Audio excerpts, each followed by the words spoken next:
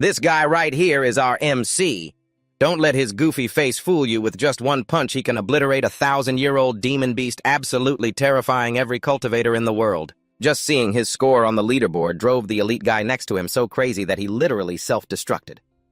Unreal, right? Well, that's because our MC has a sign-in system, and it's ridiculously OP. On day 1, he got 10,000 years of demon beast cultivation. On day 2, he got a technique that can blow away half a city with a single punch. Just 30 days of signing in, and he can punch away the entire universe. All right, no more rambling, let's get right into it. A cold electronic voice rang out. All 1,000 saviors have arrived. The trial begins. At this moment, Sumo's eyes were filled with utter confusion as he looked at the scene before him. At that time, I didn't fully realize the gravity of the situation yet. Standing before me were cultivators with extraordinary strength possessing powers far beyond human imagination. Except for a regular guy like me, the other 9,999 saviors were all cultivators ready to face whatever lay ahead. And that wasn't all. There were also monsters of all shapes and sizes. Then that robotic electronic voice rang out again. 365 days remain until the gods of the other world arrive. Sumo stared at the electronic screen and couldn't help but swear, reality is a total pile of dog shit. On the system screen, a message popped up. Sign-in system activated. Day 1 reward, strength of a 1,000-year demon beast. Day 2 reward, legendary war god combat experience. As soon as the system notification popped up, the legendary war god combat experience was transferred directly to Sumo. His body transformed from a normal human into an incredibly powerful cultivator. It wouldn't even be an exaggeration to say he was now the strongest in the world. This power gave him absolute confidence. If I sign in for 30 days, I'll be able to blow up a planet with one punch. Next up, welcome to 30 days of sign-ins to blow up a planet. Inside the general hospital, Sumo's deep voice echoed. I've already resigned. I have absolutely nothing to do with you people anymore. Even when facing a group of men pointing guns at him, he didn't show a hint of fear. He spread both arms to shield Su-yun, who was lying in a deep coma behind him. His eyes burned with anger as he roared, "Get the hell out! This is my sister's hospital room." Seeing him speak so rudely to his boss, President 2's lackey snapped. "Sumo, how dare you talk to President 2 like that? Looks like we need to teach you some manners." He was about to step forward to beat him up when President 2 stopped him. He raised his hand and ordered his men, "All right, put the guns down. We run a legitimate business, so let's not go pointing guns at people. We can talk this through." The lackey obediently complied, "Yes, President 2. He looked at Su-yun lying on the hospital bed and asked with fake concern, "Sumo, is this your sister? I heard your parents passed away early and she raised you all by herself. It's a shame she got sick, with such a sudden acute illness before she could even enjoy life." At this point, his voice carried a clear threat. "The company advanced the medical fees to keep her alive, yet you don't show me an ounce of respect. You don't even call me President 2. But how could Sumo let himself be intimidated by this man? Even though the company was paying for his sister's treatment, he refused to bow his head. He replied firmly, "I will pay back every cent the company advanced. But if you want me to take the fall and carry a massive debt for that amusement park project, my only choice is to resign." Seeing how stubborn Sumo was, President 2 didn't get angry. Instead, a smirk crept onto his face.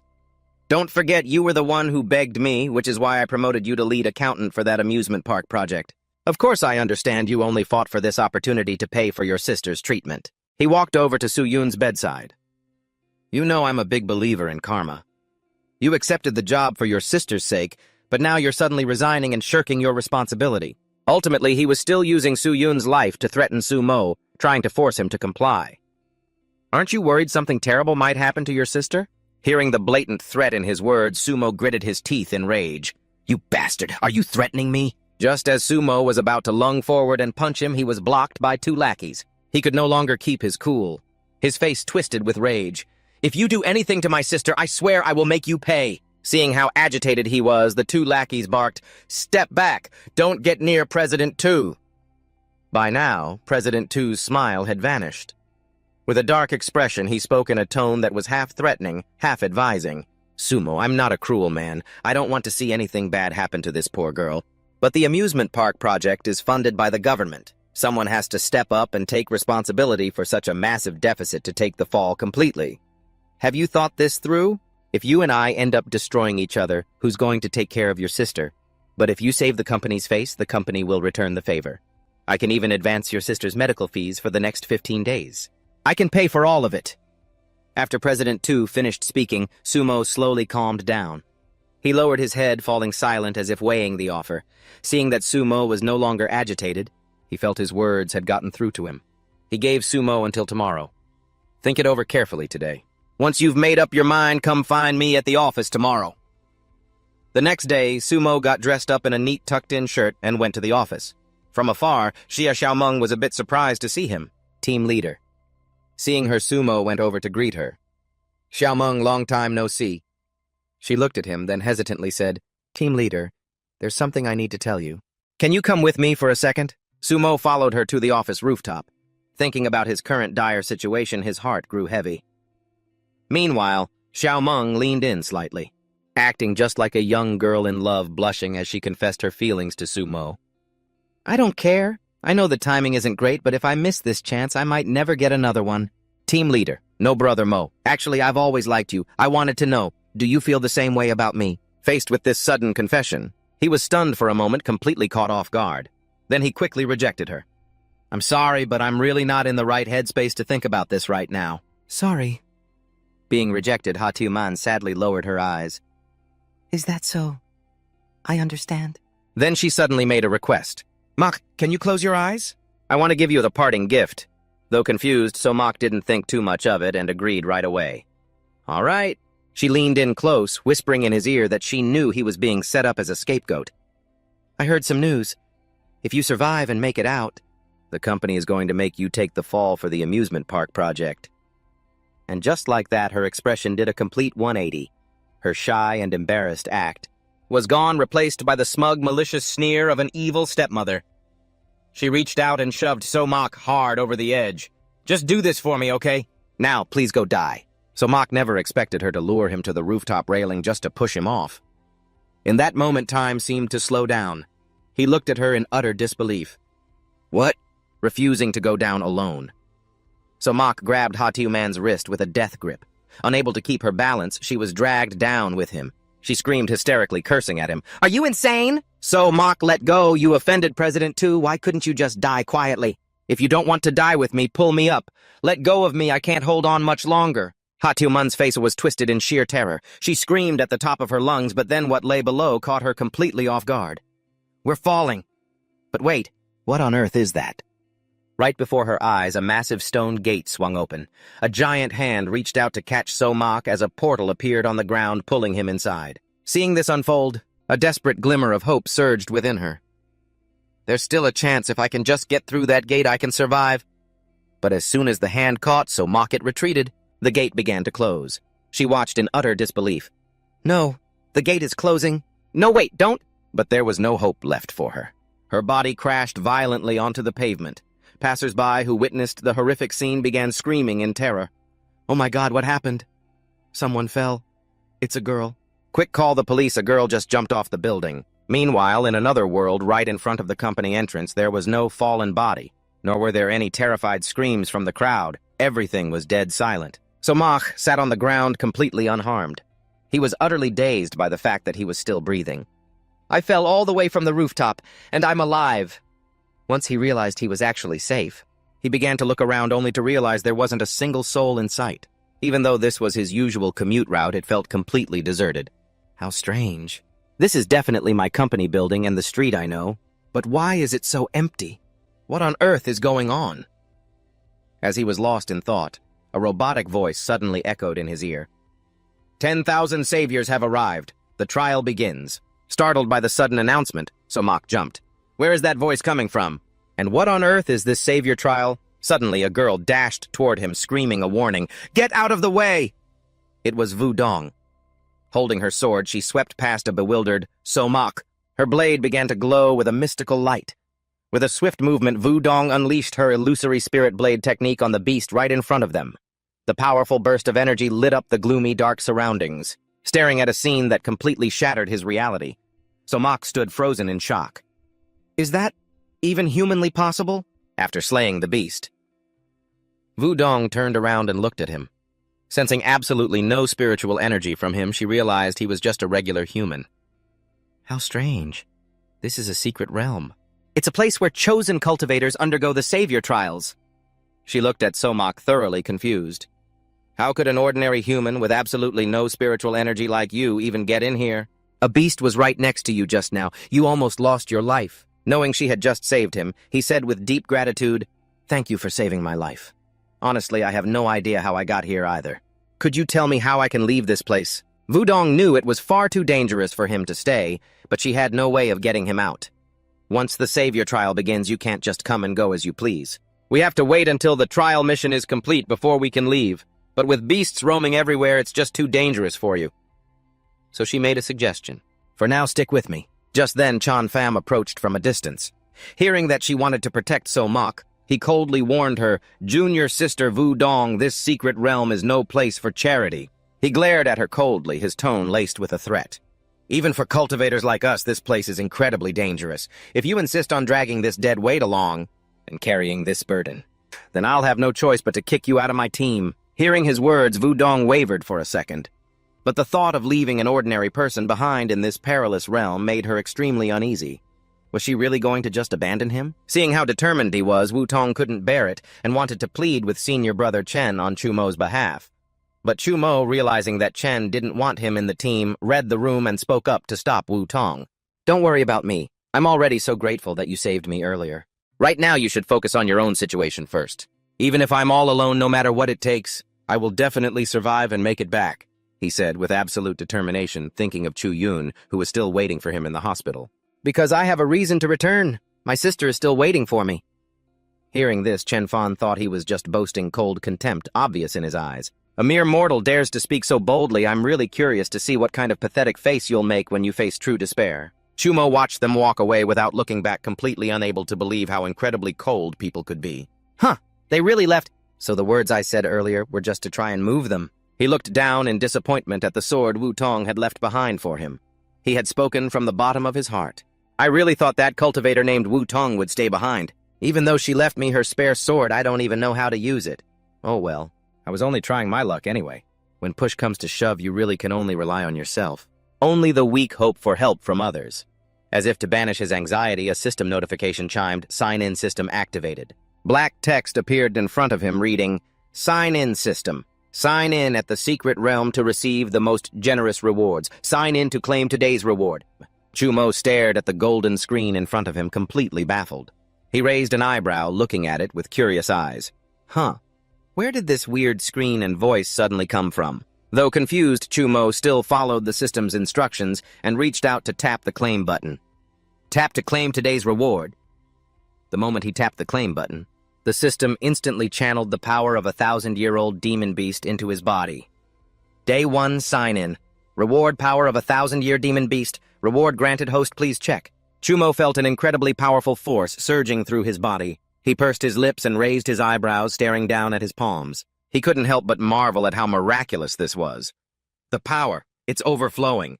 Even all the exhaustion from staying up late last night has completely vanished. This is incredible. Meanwhile, in the real world, a system announcement echoed, "Otherworld invasion detected. Secret realm activation imminent." 4. In the city of towering skyscrapers. The gloomy sky only made the system announcement sound even more eerie. A total of 10,000 cultivators have been chosen as saviors to enter the secret realm and battle the demon beasts invading from the otherworld. The secret realm will be broadcast live globally, linking the fate of all humanity. 4. If the saviors fail the trial. After 365 days, the gods of the otherworld will descend and human civilization will be destroyed. All the pedestrians on the streets heard this announcement at the same time. Confused, they asked those around them, "Where is that voice coming from? Did you guys hear that?" "I heard it too." Someone looking at their phone noticed a strange app was being installed on their device. "That's weird. My phone just automatically downloaded an app called Secret Realm Livestream." Hearing this, the others checked their own phones as well. "My phone has it too. Shoot that voice we just heard. It can't be real, right? If it's real, that would be amazing. Are there really cultivators in this world? I want to become one too." Seeing this, someone pessimistic cursed out loud, "Idiots, we might all be dead in 1 year and you're thinking about cultivation. Forget cultivation. We have those saviors fighting the demon beasts. Even if someone dies, they'll go first. So what's there to be afraid of?"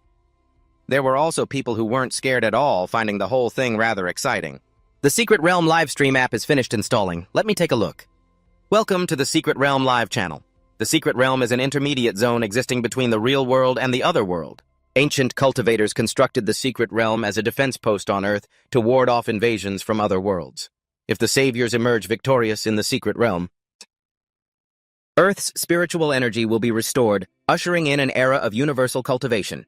Everyone will have the opportunity to attain longevity and immense power. After the introduction and explanation of the cultivation world concluded, Li Shang appeared before everyone in an incredibly cute form.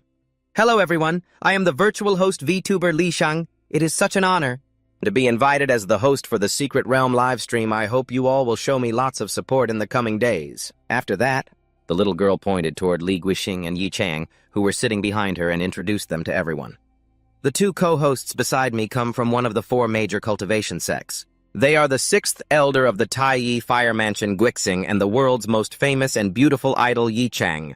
As a seasoned host, the little girl quickly threw out a question to draw everyone's attention to them.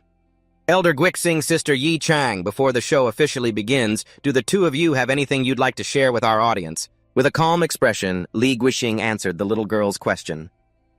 In the face of the invasion from another world, our cultivation sects have already made thorough preparations to deal with the demonic beasts. Even though they are fierce, we cultivators are always ready to fight. Sitting next to him, Yi Chang gently added, Elder Li's words truly put everyone's minds at ease. After offering him some praise, she began to guide the viewers and explain the Destiny coin in detail to everyone. There is still one important point I need to remind everyone about. The Secret Realm livestream app also has a special feature, which is viewer donations. For every viewer's account on this Secret Realm livestream program, I will generate a different amount of Destiny coins every day. You can use them to reward your favorite savior. These gifted coins can help the savior inside the Secret Realm, and to increase their strength. After letting the two of them finish explaining a few points of interest, Li Shang held the Destiny coin in her hand and announced, in the future I will also introduce some highly anticipated saviors on our live broadcast. Thank you both for your insights. Our main broadcast room will now randomly stream various saviors who are fighting inside the Secret Realm. Dear viewers, you can also select the individual streams of different saviors to watch and use bullet comments to interact with them. Now let us open the live stream room of our very first lucky savior. And the very first room shown to everyone is Chenfan's stream. Right now, he no longer has that arrogant look-down-on-others attitude he had towards our main protagonist earlier. Instead, he looks completely battered and miserable. On Chenfan's livestream, he can be seen crying on screen, begging the monster to spare his life. Please spare me, I beg of you. Viewers began to feel disappointed with Chenfan's stream as frustrated comments flooded the screen. When the host introduced the show earlier, I was so excited for the future. But they opened the stream only to show me this garbage. Chenfan's live stream. The 3 hosts already feel like they've been slapped in the face. A savior who gets killed instantly upon entering the Secret Realm. Is this really a cultivator? Isn't he just delivering himself as a snack to the demonic beasts? Even Li Shang didn't expect to get slapped in the face so hard by the very first stream. Feeling completely helpless, the little girl had no choice but to switch to the next room. Let's check out the next live stream, shall we? But the next room was still another slap right to their faces. On Long Wu's live stream, he was grabbed by a monster and was screaming in terror, "Help me, I don't want to die yet." At this point, sweat started pouring down the faces of all 3 hosts. The little girl wiped her forehead and awkwardly switched to the next room, saying, "Next room." But the subsequent rooms continued to disappoint, and the little girl's desperate calls to switch streams kept repeating, "Next room, the next room after that." Yi Chang felt extremely apologetic towards the viewers who were spending their time watching their broadcast. I sincerely apologize to all my fans. I failed to do my job properly, it's all my fault. Seeing that not a single cultivator could stand up to the monsters, Li Guixing was deeply disappointed. They promised a live stream of intense combat, so why has it turned into a broadcast of running for their lives? Now, this is terrifying. If I had known, I would never have entered. But when he looked closely at the live stream, he realized something was off. Wait, this isn't right. For a first-time Secret Realm trial, the difficulty level should be different. Right at this moment, a system notification popped up for everyone. Emergency notice: gods of the other world have increased their invasion of the Secret Realm. The difficulty of the Secret Realm has been upgraded. For the first time, the difficulty level of the Secret Realm has reached the absolute limit of F grade. Demonic beasts with 500 years of cultivation will now appear. Seeing the new notification, Li Xiang was surprised. Oh, there's another new announcement from the secret realm. Hearing about the 500-year demonic beast, the little girl cried out in terror. A 500-year-old demonic beast. Meanwhile, Yi Chang, who didn't seem to know much about this, curiously asked Li Guixing, is a 500-year demonic beast really that strong? At this moment, his expression, upon hearing about the 500-year beast, became extremely grave. The longer a demonic beast lives, the stronger it becomes, because Earth's spiritual energy has been depleted currently. The combat power of our strongest cultivator is only equivalent to a 1,000-year demonic beast. What is worse, the young cultivators chosen by the secret realm are relatively weak. Even if a 300-year demonic beast appears, they will be forced into a brutal struggle. Li Xiang looked at the screen and sweetly asked the viewers, "Dear viewers, I believe you have all heard the clear explanation from Elder Li." The little girl pulled out the destiny coin again and encouraged everyone to donate to the cultivators. For the future of Earth, our saviors are fighting a grueling battle against extremely dangerous beasts. Please use the coins in your hands to show them more support. These saviors should not be mocked. Please watch the next live stream room with respect and gratitude in your hearts. Inside the secret realm. Somak was currently sitting on the ground, happily slurping down instant noodles. Beside him were empty wrappers of snacks and sweets. On Somak's live stream, the viewers saw him completely buried in his noodles and began to feel disappointed. Man, I got excited for nothing. What did the host just say? A grueling battle. However, some felt his stream was a hilarious contrast that made the whole ordeal much more interesting. The atmosphere was so tragic, but now it's suddenly hilarious. This guy is awesome. Instant noodles with potato chips and Coca-Cola? Is this guy on a camping trip or what? Talk about a sudden change of pace. Every other stream is a live or die battle, but he's just sitting here eating. The three hosts never expected to see a cultivator casually enjoying a meal like this, while the outside world is in absolute chaos. To break the awkward silence, Yi Chang forced 2 dry laughs and offered an assessment of this noodle-eating cultivator's strength. He must be really powerful. I didn't expect him to be so incredibly calm. As Kui Tin looked closely at Somak, he was shocked to realize that he wasn't a cultivator at all. There isn't a single shred of spiritual energy on him. He's just an ordinary mortal. Why on earth did the secret realm choose him to be the savior? After wolfing down his cup of noodles, Somak set it on the ground and the screen immediately focused on it. The viewers also heard what Kui Tin just said and they immediately panicked. Did you guys hear what the host just said? This savior, named Somak, is actually just a regular guy. In his live stream room, viewers saw him looking for food again and couldn't help but mock the cultivators. The cultivators are totally losing face online, braving a secret realm, and yet they're worse than an ordinary human. Others just laughed it off, saying he was just incredibly lucky. If he ran into a demonic beast, he would have been a cold corpse a long time ago. How about we place bets on how long he can keep coasting along like this? The live stream's viewer count suddenly skyrocketed. Is anyone going to donate to this guy? So mock. Seeing that question, some snorted in disdain and replied, who in their right mind would donate to him? Wasting coins on a normal human, I'd rather give them to a real cultivator. I just want to see how he ends up dying. But right at that moment, the camera panned to the door behind So Mock, where a trace of demonic energy was trying to creep into the room. And it succeeded. The demonic beast slowly took shape as its powerful demonic energy filled the room, making the atmosphere even more ominous and eerie. The chat went wild at the sight of this, with comments like, "Get him flooding the screen. Look in the corner of the stream. It looks like a demonic beast is heading right toward Somak, go get him." Meanwhile, Somak, who had absolutely no cultivation, looked completely unfazed as he stared at the beast before him. There wasn't a single trace of fear on his face, though some pessimistic viewers felt there was a high chance Somak was going to bite the dust. He's absolutely a goner. He's dead meat. Upon realizing that Somak was just an ordinary human with absolutely no spiritual energy, Dich Suong was horrified. What kind of brain-dead secret realm is this? I can't believe it summoned a normal human to be the savior. Elder Lai, can you get Somak out of the secret realm? But Kui Tin also felt that Somak was definitely a goner this time. Stricken with grief, he closed his eyes, not wanting to watch the impending tragedy. The secret realm was created by ancient cultivators. We have absolutely no control over it. Besides, it's already too late. In front of a 100-year-old demonic beast, this mortal won't last more than 3 seconds. Back in the secret realm, Somak and the 100-year-old demonic beast just stood there staring at each other. Staring face to face, both of them stood completely still as if they were in a staring contest.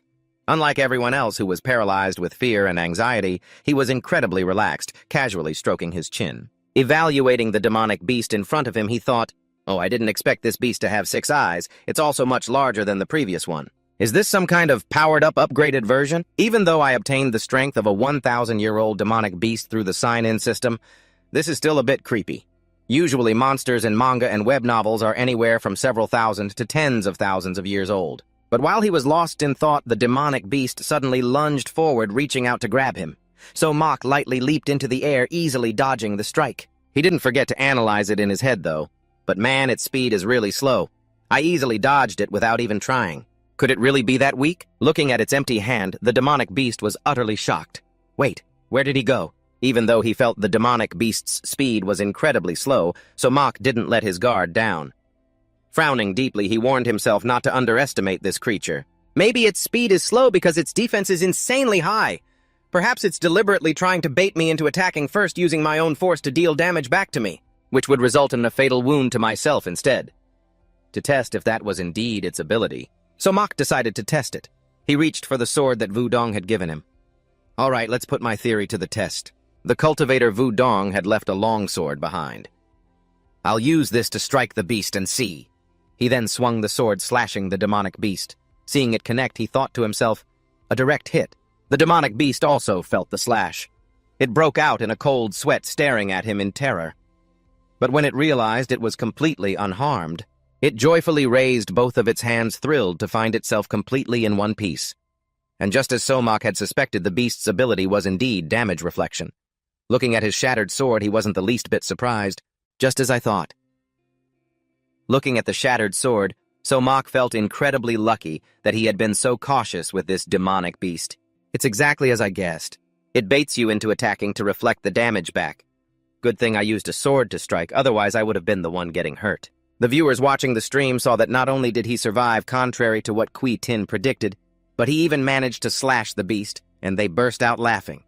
Elder Lai had been slap-faced so many times already, and here he was saying he wouldn't last more than 3 seconds, so Mach is incredible.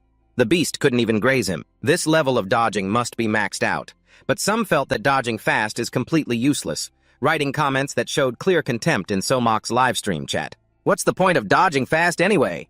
Didn't you see his attack just now? Even his sword broke. What is he doing, scratching the monster's itch? Someone immediately stood up to defend him, firing back at the hater. You talk like you're some kind of expert, huh? So Mach is just an ordinary person. Performing like that is already extremely impressive. Over in Li Tuang's stream, the young girl stroked her chin. Her voice betrayed her deep surprise at Somak. Wow, what a surprise. I never expected Somak to actually dodge all of the monster's attacks. Even Dich Xuang didn't expect him to be this capable. She asked Kui Tin for his thoughts on him. I was also completely blown away by Somak's performance. Maybe he could actually turn the tables and kill the monster. Elder Lai, what do you think? Without any shame, he admitted that he had been too quick to judge. I must admit I misjudged him. Seeing Somak's fighting performance just now, he must practice martial arts daily and at a very high level at that. But the Elder also added how to actually defeat the beast. That is, one must use spiritual energy. Only by infusing attacks with spiritual energy can you harm the beast. Only cultivators can truly defeat monsters. Although he can rely on his martial arts experience to dodge the beast's attacks, his counterattacks can't inflict any real damage on it. Looking at Somak's livestream screen as he dodged the monster's attacks, the Elder's voice carried deep regret for a talent like him. What a massive pity for this mortal. This is going to be an utterly hopeless battle. Even if Somak dodges countless attacks, if he gets hit just once, he will die instantly. Back to Somak, after dodging the beast's attack, he landed gracefully. Realizing he had been backed into a corner, he felt a bit frustrated. This is troublesome. I wasn't paying attention to the terrain while dodging, and now the beast has pinned me in a corner. Looking at the beast radiating a powerful aura intent on killing him, his head throbbed as he thought, there's no room left to dodge. By now, Somak knew that dodging was no longer a viable option. He decided to counterattack. I'll just have to gamble on this. Faking an attack, he gave the beast a light push. Clenching his fist, he thought, as long as it gets scared and hesitates for a second, I can use that chance to escape this corner, catching the beast off guard. So Mach reached out and gave it a push, but his strength seemed to be far too immense, leaving his face filled with utter confusion. Didn't I just give it a gentle push? The 100-year-old monster just like that. was sent straight to the grave by his single push. So Mock, still clueless that he was unimaginably strong, even complained about the beast. "Wow, this monster is such a weakling." Every single viewer saw this happen. They laughed their heads off, mocking Quitin. "What did Elder Lai say just now? Only cultivators can defeat monsters." The comments in Somock's livestream chat instantly exploded. In Somock's, "God, Mock is so amazing, I want to have his babies. Fake savior gets chased by monsters and runs away. Real savior, I just gave it a light push. And the monster is already dead." At this moment, everyone began to shower him with donations. "I've got the cash. Nobody stop me. I have to send Somock some coins." The system notified Somock of the viewer's actions. From the viewer donations, respected savior. "Somock, you have received over 5,000 reward coins from the audience, increasing your combat power by 50 points. Somock looked down at his hands. To him, these notifications were rather unfamiliar. Another system notification from the secret realm. Viewers tipping coins. Is this a new feature? He didn't feel any change in his body at all. Puzzled, he wondered, but even though it said it boosted my combat power, why don't I feel any different? As if sensing his confusion, the system screen popped up displaying Somock's combat power. System notification host may check options to increase combat power. Current combat power 10,050. Meanwhile, back at Somock's former company, a subordinate panicked upon seeing that he wasn't dead and was still live on stream. He scrambled to report to President 2. "President 2, huge news. That kid Somock, he's on live stream again." Feeling his subordinate was making a mountain out of a molehill, he held a wine glass in his hand and said leisurely, "A trivial matter like this is nothing to panic about. Where are your manners?" Seeing him still so relaxed. The subordinate, anxious to death, quickly explained, "No, President. 2, please listen to me. It's not a normal stream. It's a secret realm live stream. That kid Somock was actually chosen as a savior. He even killed a monster inside the secret realm. What if he comes back to seek revenge on us?" But with a completely expressionless face, he ordered to pin all the blame on Hatioman instead. "She's already dead anyway. I already know about this. Pin all the blame for the project's deficit on Hatioman, the worker who jumped off the building this morning." Her face flashed across President 2's mind. He paused for a moment before giving his subordinate the next order. "Wipe out all of Chumo's sister's medical expenses and negotiate a settlement with him." Instead of leaving immediately, the subordinate asked with a serious look on his face, "But Mr. Shu, have you considered that Chumo might refuse to settle with us?" But someone like Mr. Shu, who had seen and done it all, wasn't afraid of Chumo at all. He figured the kid just had some amateur martial arts skills and could never pose a real threat to him. "You don't seriously think I'm agreeing to settle because I'm scared of him, do you? He's just an ordinary martial artist who got lucky and killed a 100-year-old demon beast.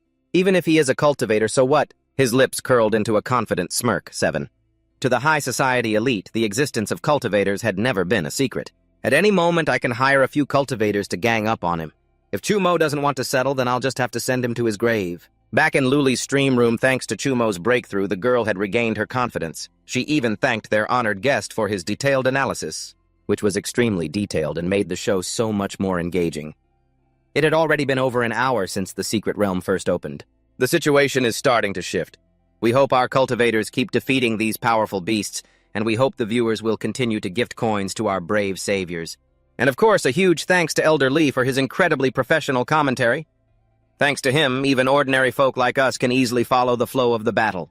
Yichong, who was sitting nearby, smiled warmly and chimed in with a playful comment. "But you know I think Elder Lee is at his absolute funniest when he's talking about Chumo. Honestly, I'm starting to want to invite Elder Lee to join some game shows with me." He crossed his arms and stared at the screen.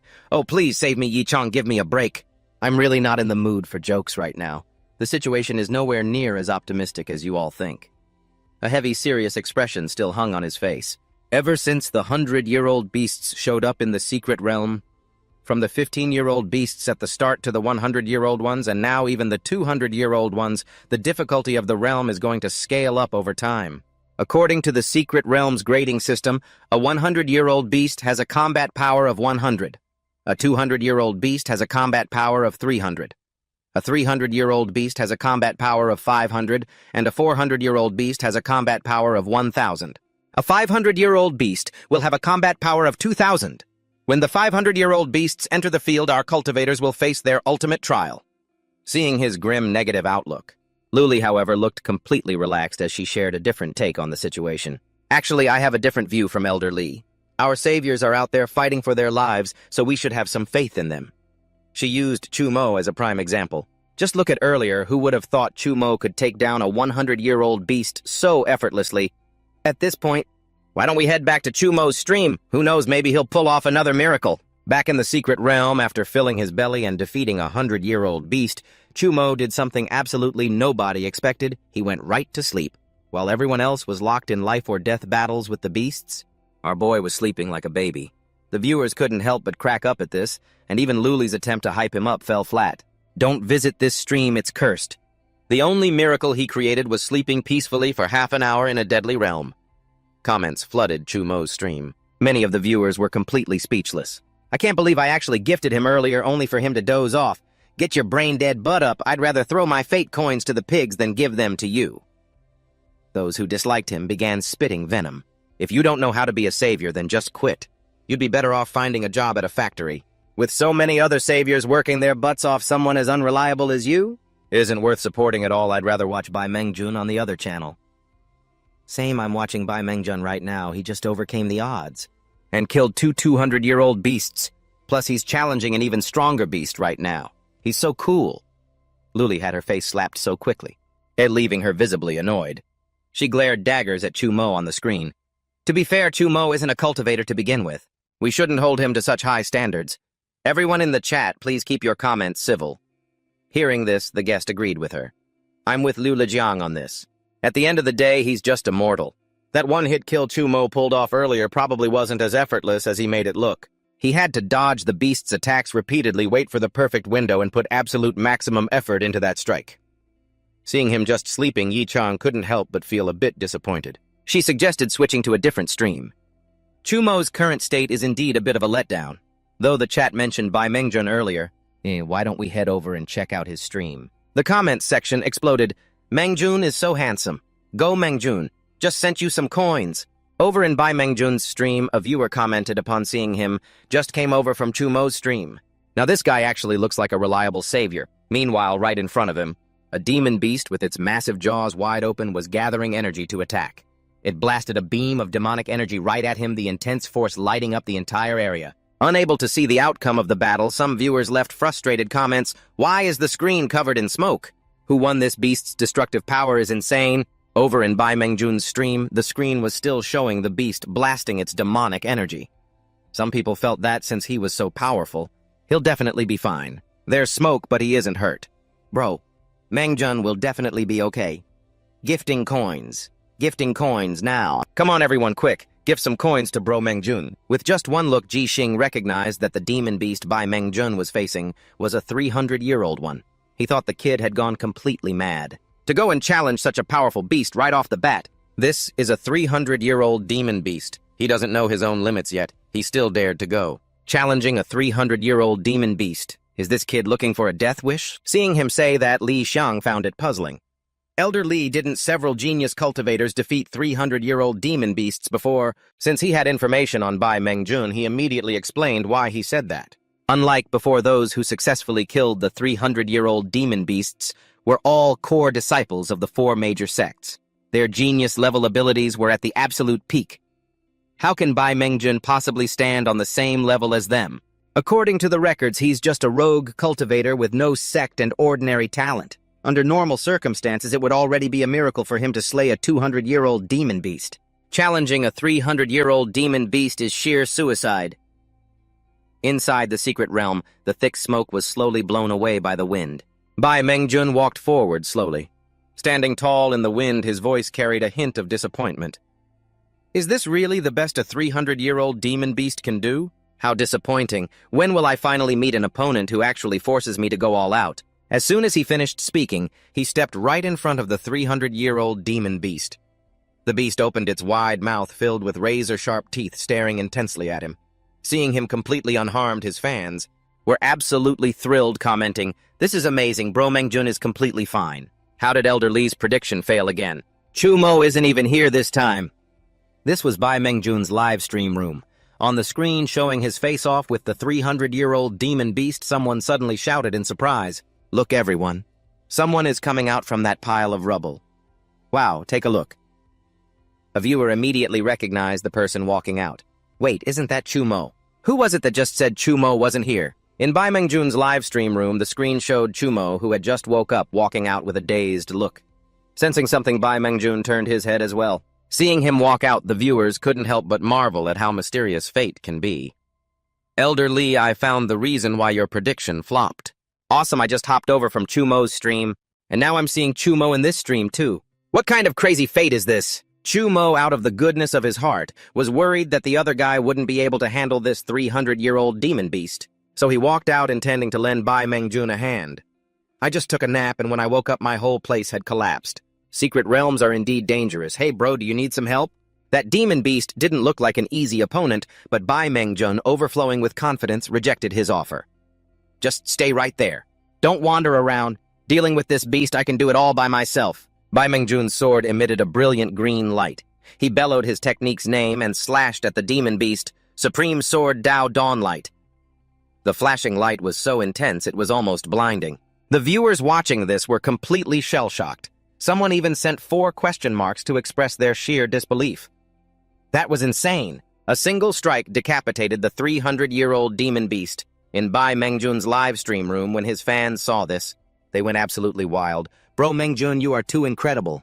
As expected of the man I admire. They thought the demon beast was completely finished, but they were wrong. It seemed this demon beast possessed an extremely powerful regenerative ability. It was still alive even after that devastating strike. Seeing this, the viewers grew anxious. How bizarre the beast's head is growing.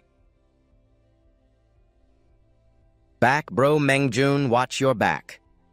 How is it still alive? Is it some kind of super regeneration? Bai Mengjun realized this as well. Frowning, he watched it warily.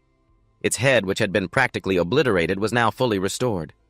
The viewers grew increasingly anxious as they saw the beast open its mouth wide, preparing to counterattack. Furthermore, the spiritual energy radiating from it was even more intense than before. How troublesome! But Bai Mengjun wasn't about to give up just like that. He leapt into the air and brought his sword down, Supreme Sword Dao Mountain Splitter. Howling in pain, the demon beast shrieked. The sword energy carried a destructive force that rippled outward, causing continuous thunderous rumbles. Chumo looked for a safe spot to avoid being caught in, the crossfire sitting down to eat potato chips. As he munched, he couldn't help but marvel, so cool, this is way better than the movies. Every time he popped a chip into his mouth, he heard Bai Mengjun yelling out his technique names, Supreme Sword Dao Ocean Cutter, Gangjin Sword Art, Moonfall. It was as if he wasn't inside a dangerous secret realm at all, but sitting in a movie theater instead, munching on chips and drinking water while watching people fight. The viewers in the live stream were utterly dumbfounded to see that the 300-year-old demon beast still refused to die. Did this beast turn on some kind of HP hack, getting gravely injured more than 10 times and still surviving? That makes no sense. Poor Bai Mengjun is really suffering. No matter how much you hit it, it just won't die. If it were me, my mind would have snapped a long time ago.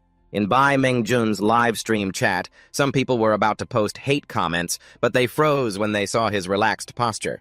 They had originally wanted to call Bai Mengjun a total noob. They've been fighting for so long and the beast is still active as ever. But after looking at Suomo, I chose to shut up. It really takes a peer to make someone else stand out. Suomo's grand achievement is eating a bag of potato chips. What an intense battle comparison really brings out the pain. Meanwhile, in Li Xiang's stream, the little girl was also watching Bai Mengjun's fight. Seeing that the beast just wouldn't die no matter how much it was hit, the little girl frowned and asked, Elder Ji Xingli, is this beast really immortal? He glanced at her and explained, super regenerative beasts are the most troublesome of all. If you can't land a fatal blow instantly, then it's impossible to kill it. Normally, it takes several cultivators of the same rank working together to actually put this kind of beast down. Bai Mengjun is a great talent. For a rogue cultivator with average potential to show combat strength on par with the elite disciples of the 4 major sects. If this were the golden age of abundant spiritual energy, his achievements would be unimaginable. What a shame he is going to lose his life here. And indeed, his current condition was not good at all. After a long battle, he stood completely still, feeling that the spiritual energy in his body was almost gone. A wave of resentment surged within him. My spiritual energy is almost depleted and my physical strength is reaching its limit. Am I really going to die here? I refuse to accept this. Even in this Dharma-ending age when spiritual energy is depleted, I still chased the footsteps of ancient myths. I gave up my family fortune, braved every trial and tribulation only to finally find a cultivation sect and be told a single sentence. Your talent is insufficient, your destiny is lacking, and the path ahead is closed to you. So I had to carve my path with my sword, fighting for every bit of destiny, snatching opportunities and seizing precious herbs. He thought of everything he had done to get to where he was today, securing the role of the savior, hiring paid internet trolls in advance to hijack viewers from other streams to get donations. I don't feel ashamed or regretful about any of it. The path to immortality is a constant struggle. One step behind means being left behind for a lifetime. Only by seizing every opportunity can one stand at the peak.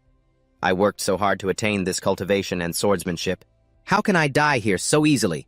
The ancient secret technique I happened to learn. It has an extremely high risk of death, but now is the time to risk it all. Having decided to use the secret technique, Bai Mengjun did not hesitate to unleash it against the 300-year-old beast. His sword tip, filled with powerful sword chi, clashed with an equally immense wave of demonic chi from the beast. Meanwhile, Suomo sat safely in a corner eating chips, watching the fight grow more intense. He couldn't help but marvel, "Whoa, those special effects are crazy. Is this his real strength?" But once the light faded, he didn't hear any sound for a long time, which made him feel strangely anxious. Why is it so quiet? Did he get hurt? Fearing that he might die, Suomo stood up and strode toward him. "I'd better go check on him." Arriving at the scene, he looked down and asked with concern, "Hey, brother, are you okay?" After using the secret technique, Bai Mengjun's body was incredibly weak. Unable to stand steadily, he leaned on his sword to keep from collapsing and replied, "I'm fine. It's over. I finally defeated this beast." But the beast wasn't dead. As the white smoke cleared, it revealed the creature completely unharmed, standing there and baring its sharp fangs at him. Bai Mengjun stared at it in disbelief. How is this possible? The beast is still alive. Seeing it about to attack, he panicked and yelled, "Watch out! Get out of the way!" But Suomo stepped forward without a shred of fear. With a wave of his hand, he shattered its attack. A blinding golden light flashed. He felt like Bai Mengjun had said something, but he hadn't heard it clearly. Turning around with a nonchalant expression, he asked, "Sorry, what did you just say? I didn't catch that." Meanwhile, after witnessing Suomo's jaw-dropping strength, Bai Mengjun felt utterly ashamed of his previous attitude. "I want to apologize for looking down on you earlier." He then looked at the beast, which had its front half blasted away, and gestured for Suomo to team up with him. "Your combat strength is no lower than mine. The 5th secret realm only has rogue cultivators and disciples of minor sects. Meeting someone like you is my good fortune. If the two of us team up, we can definitely defeat this beast." Hearing this, Suomo was a bit confused. He looked at the beast with its upper body blown to pieces and asked, "But isn't this thing already dead?" "Don't let your guard down. This is a rare, super-regenerative beast. It won't die that easily." With that, he approached the beast. Normally, to deal with this kind of creature, it would require at least 4 cultivators of the same rank, but if we join forces, we might be able to obliterate it completely. A look of worry flashed in his eyes. "The only problem is, my body is almost at its limit. We have to settle this in the next strike, otherwise we'll both end up as its prey." Suomo hadn't expected this beast to be so formidable. He rubbed his chin, feeling that he had been a bit too careless. "I get it now. Compared to you, I'm still not cautious enough. I agree to your proposal." Seeing that he had agreed to his request, the man looked at him and said, "All right. You will coordinate with my attack." He channeled spiritual energy into his sword and shouted, "We must strike at the exact moment that beast regenerates. Only then can we inflict a fatal wound. We probably have about 5 seconds to prepare. Myriad phenomena return to source." Bak Mongquan gripped his sword tightly, taking a stance, waiting for the beast to wake up. Like SpongeBob. So Mok eagerly started absorbing the knowledge, watching him strike such a powerful pose. He wanted to copy it too, but felt way too embarrassed. What exactly am I preparing for during this time? Striking a cool pose. Gosh, this is so embarrassing. I'd better just fight the normal way. 5 seconds passed. 20 seconds passed. A whole minute passed. But despite the wait, the beast just lay there. There was no sign of it coming back to life. A silent awkwardness fell between the two, seeing that it was taking too long. So Mok turned to Bak Mongquan and asked, "The beast still hasn't revived. Do we need to keep waiting?" But when he turned his head, he saw the other guy starting to cough up blood and cried out in shock. "Hey, are you okay? What's going on?" "You're coughing up blood." He forced himself to reassure Somak, I'm fine. It's just that holding this state puts too much of a toll on my body. It will pass in a moment." Only then did he finally realize that Somak's single strike had already sent that beast to meet its ancestors. This guy really took out the beast with just one blow. He does nothing but eat all day. How could he possibly get more rewards than me to boost his combat power? Or did he already possess strength far beyond mine before entering the secret realm? Getting lost in his thoughts made him forget he was still channeling his energy, pushing his body to its absolute limit. Shoot. I shouldn't have let my mind wander just now. He didn't even notice the veins bulging on his hands, the side effects of maintaining myriad phenomena for too long. Ultimately, his body simply couldn't take it anymore. Blood began pouring from his 7 orifices. He screamed in agony, "The spiritual energy in my body is out of control." His body arched backward at an angle that seemed humanly impossible. A blinding light burst from his core. Bak Mong Quan cried out in despair, "I don't want to die yet!" Boom! His core violently exploded. Thick green smoke billowed into the air, sensing the danger. Somak leaped away instantly. He was completely clueless and utterly startled by the sudden blast. What on earth just happened? We were literally just talking. Why did this guy suddenly blow himself up? Not even his ashes were left. Naively, he assumed this blast was the work of the cunning beast. Was that the beast's attack? That is absolutely terrifying. I couldn't even sense how it attacked. We totally underestimated this thing. While it's still playing dead on the ground, I've got to get out of here right now. Talk about the most pitiful beast in the world. Even in death, it got framed. The more he thought about it, the more convinced he became, keeping a sharp, vigilant eye on the front. Meanwhile, the viewers watching the whole thing were completely dumbfounded. This makes absolutely no sense. The beast didn't even revive. Bak Mong Quan literally just blew himself up. Where are those brainless haters who were trash-talking Lord Mok earlier? Come out and face us. Why are you so quiet now? Over in Somok's livestream chat, his fans were absolutely thrilled watching this scene play out. Lord Mok is the real deal. He took down the beast with just one strike. But the haters quickly started mocking, "Oh, please, it's obvious, Somok." So, just waited until the beast and Bak Mong Quan wore each other down before stealing the kill. Have some decency, will you? I'm dying here. The guy above must be a diehard fan of Bak Mong Quan. The man himself is already dead and cold. Who are you even trying to defend? In Li Tuong's live stream room, Dich Suong rested her chin on her hand and looked at the screen, asking Quitin a question. What an unexpected outcome indeed. So Mok, whom Elder Lai called a mere mortal, actually unleashed such incredible power. And the genius Bak Mong Quan suddenly blew himself up. Elder Lai, what are your thoughts on this now? Receiving such a sharp question, he narrowed his eyes and glanced at her. Clearing his throat, he answered Dich Suong's question. I am deeply sorry to hear about Bak Mong Quan's death because he used too many high-level techniques. Beyond his limit, he exploded and died. Truly a tragic and helpless situation. As for Somok, his combat performance reminds me of a certain cultivation sect that has long been lost to time. The body refining sect is a cultivation school that mimics certain types of beasts. Dating back to ancient times, this cultivation sect mainly sought a state of unity between heaven and man. In battle, they used their own spiritual energy as bait, or rather a bridge, to trigger the spiritual energy that exists between heaven and earth, unleashing destructive power far exceeding their own strength. While mainstream cultivation sects focus on other paths, the body refining sect mimics the cultivation methods of certain beasts, using their bodies to directly refine spiritual energy, transforming it into pure physical strength. During combat, they can only rely on physical power, pushing the human body to its absolute limit. At first, their growth rate far surpassed orthodox cultivators, but even the strongest physical cultivator could only reach the combat power of a 1,000-year-old demon beast. That's why the physical cultivation school eventually declined. After finishing his explanation about the physical cultivation school, he shared his thoughts on Somok's strength, noting that fighting with pure physical power doesn't emit any spiritual energy. I suspect Somok obtained the inheritance of the ancient physical cultivation school, along with a massive amount of rewards from his outstanding performance at the start of the live stream. Because of that, he was able to display combat power that defies all logic. Meanwhile, back in the real world, Somok's former boss, President Tu, was also watching Elder Lai's live stream. When he heard his analysis of Somok, he was scared out of his wits. The physical cultivation school killing a 300-year-old demon beast, is Somok really that strong? Seeing his boss in such a panic, his subordinate was confused. President Tu, didn't you say earlier that we could just hire some cultivators to gang up on Somok?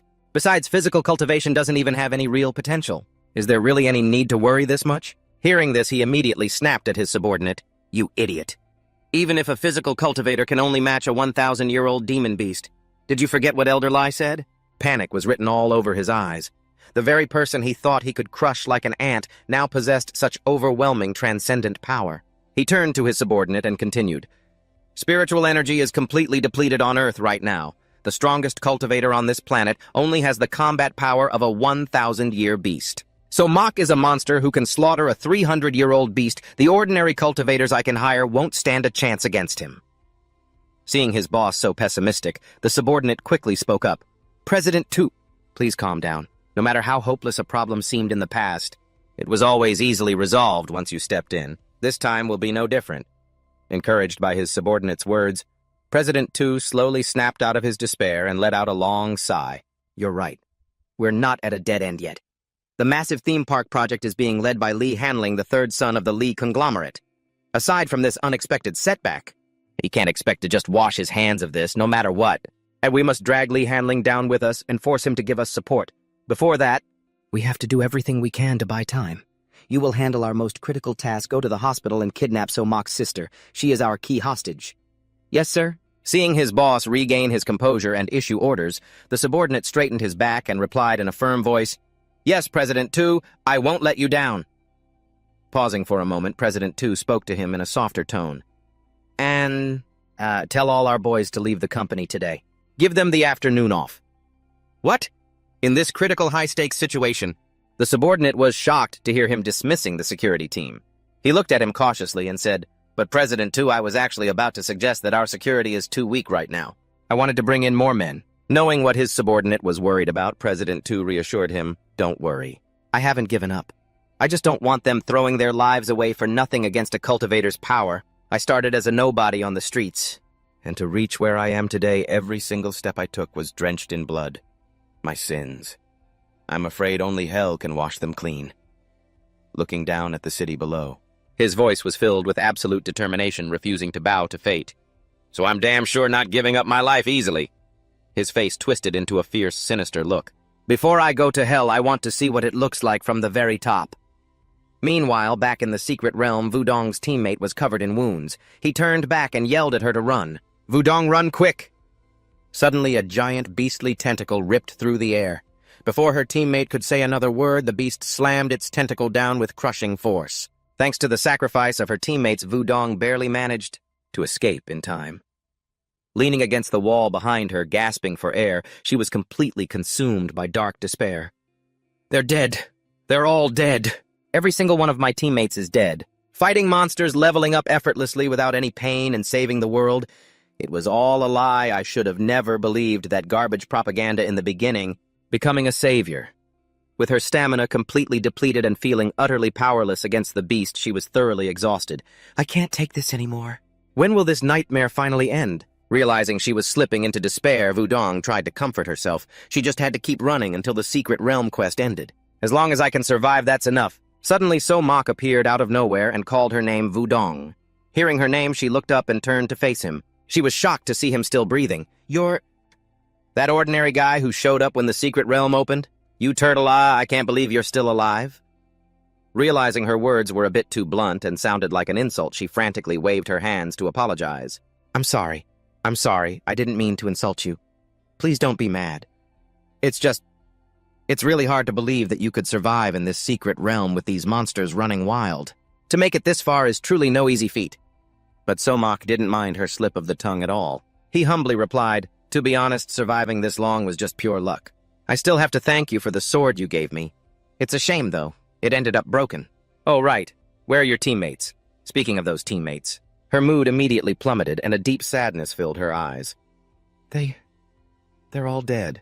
For the sake of chasing their dreams of becoming world-saving heroes, cultivation apprentices from small, dying sects like ours should have never got our hopes up. No matter how hard we try, we can never compare to the core disciples of the major sects. Face to face with a powerful beast, we aren't even worthy of being background extras. We're nothing but pure cannon fodder. Hearing this, Somak couldn't help but think of Bak Mong Quan, his short-lived teammate. The power of those beasts really was bizarre and terrifying. Not too long ago, a fellow cultivator exploded right in front of me, leaving absolutely nothing behind.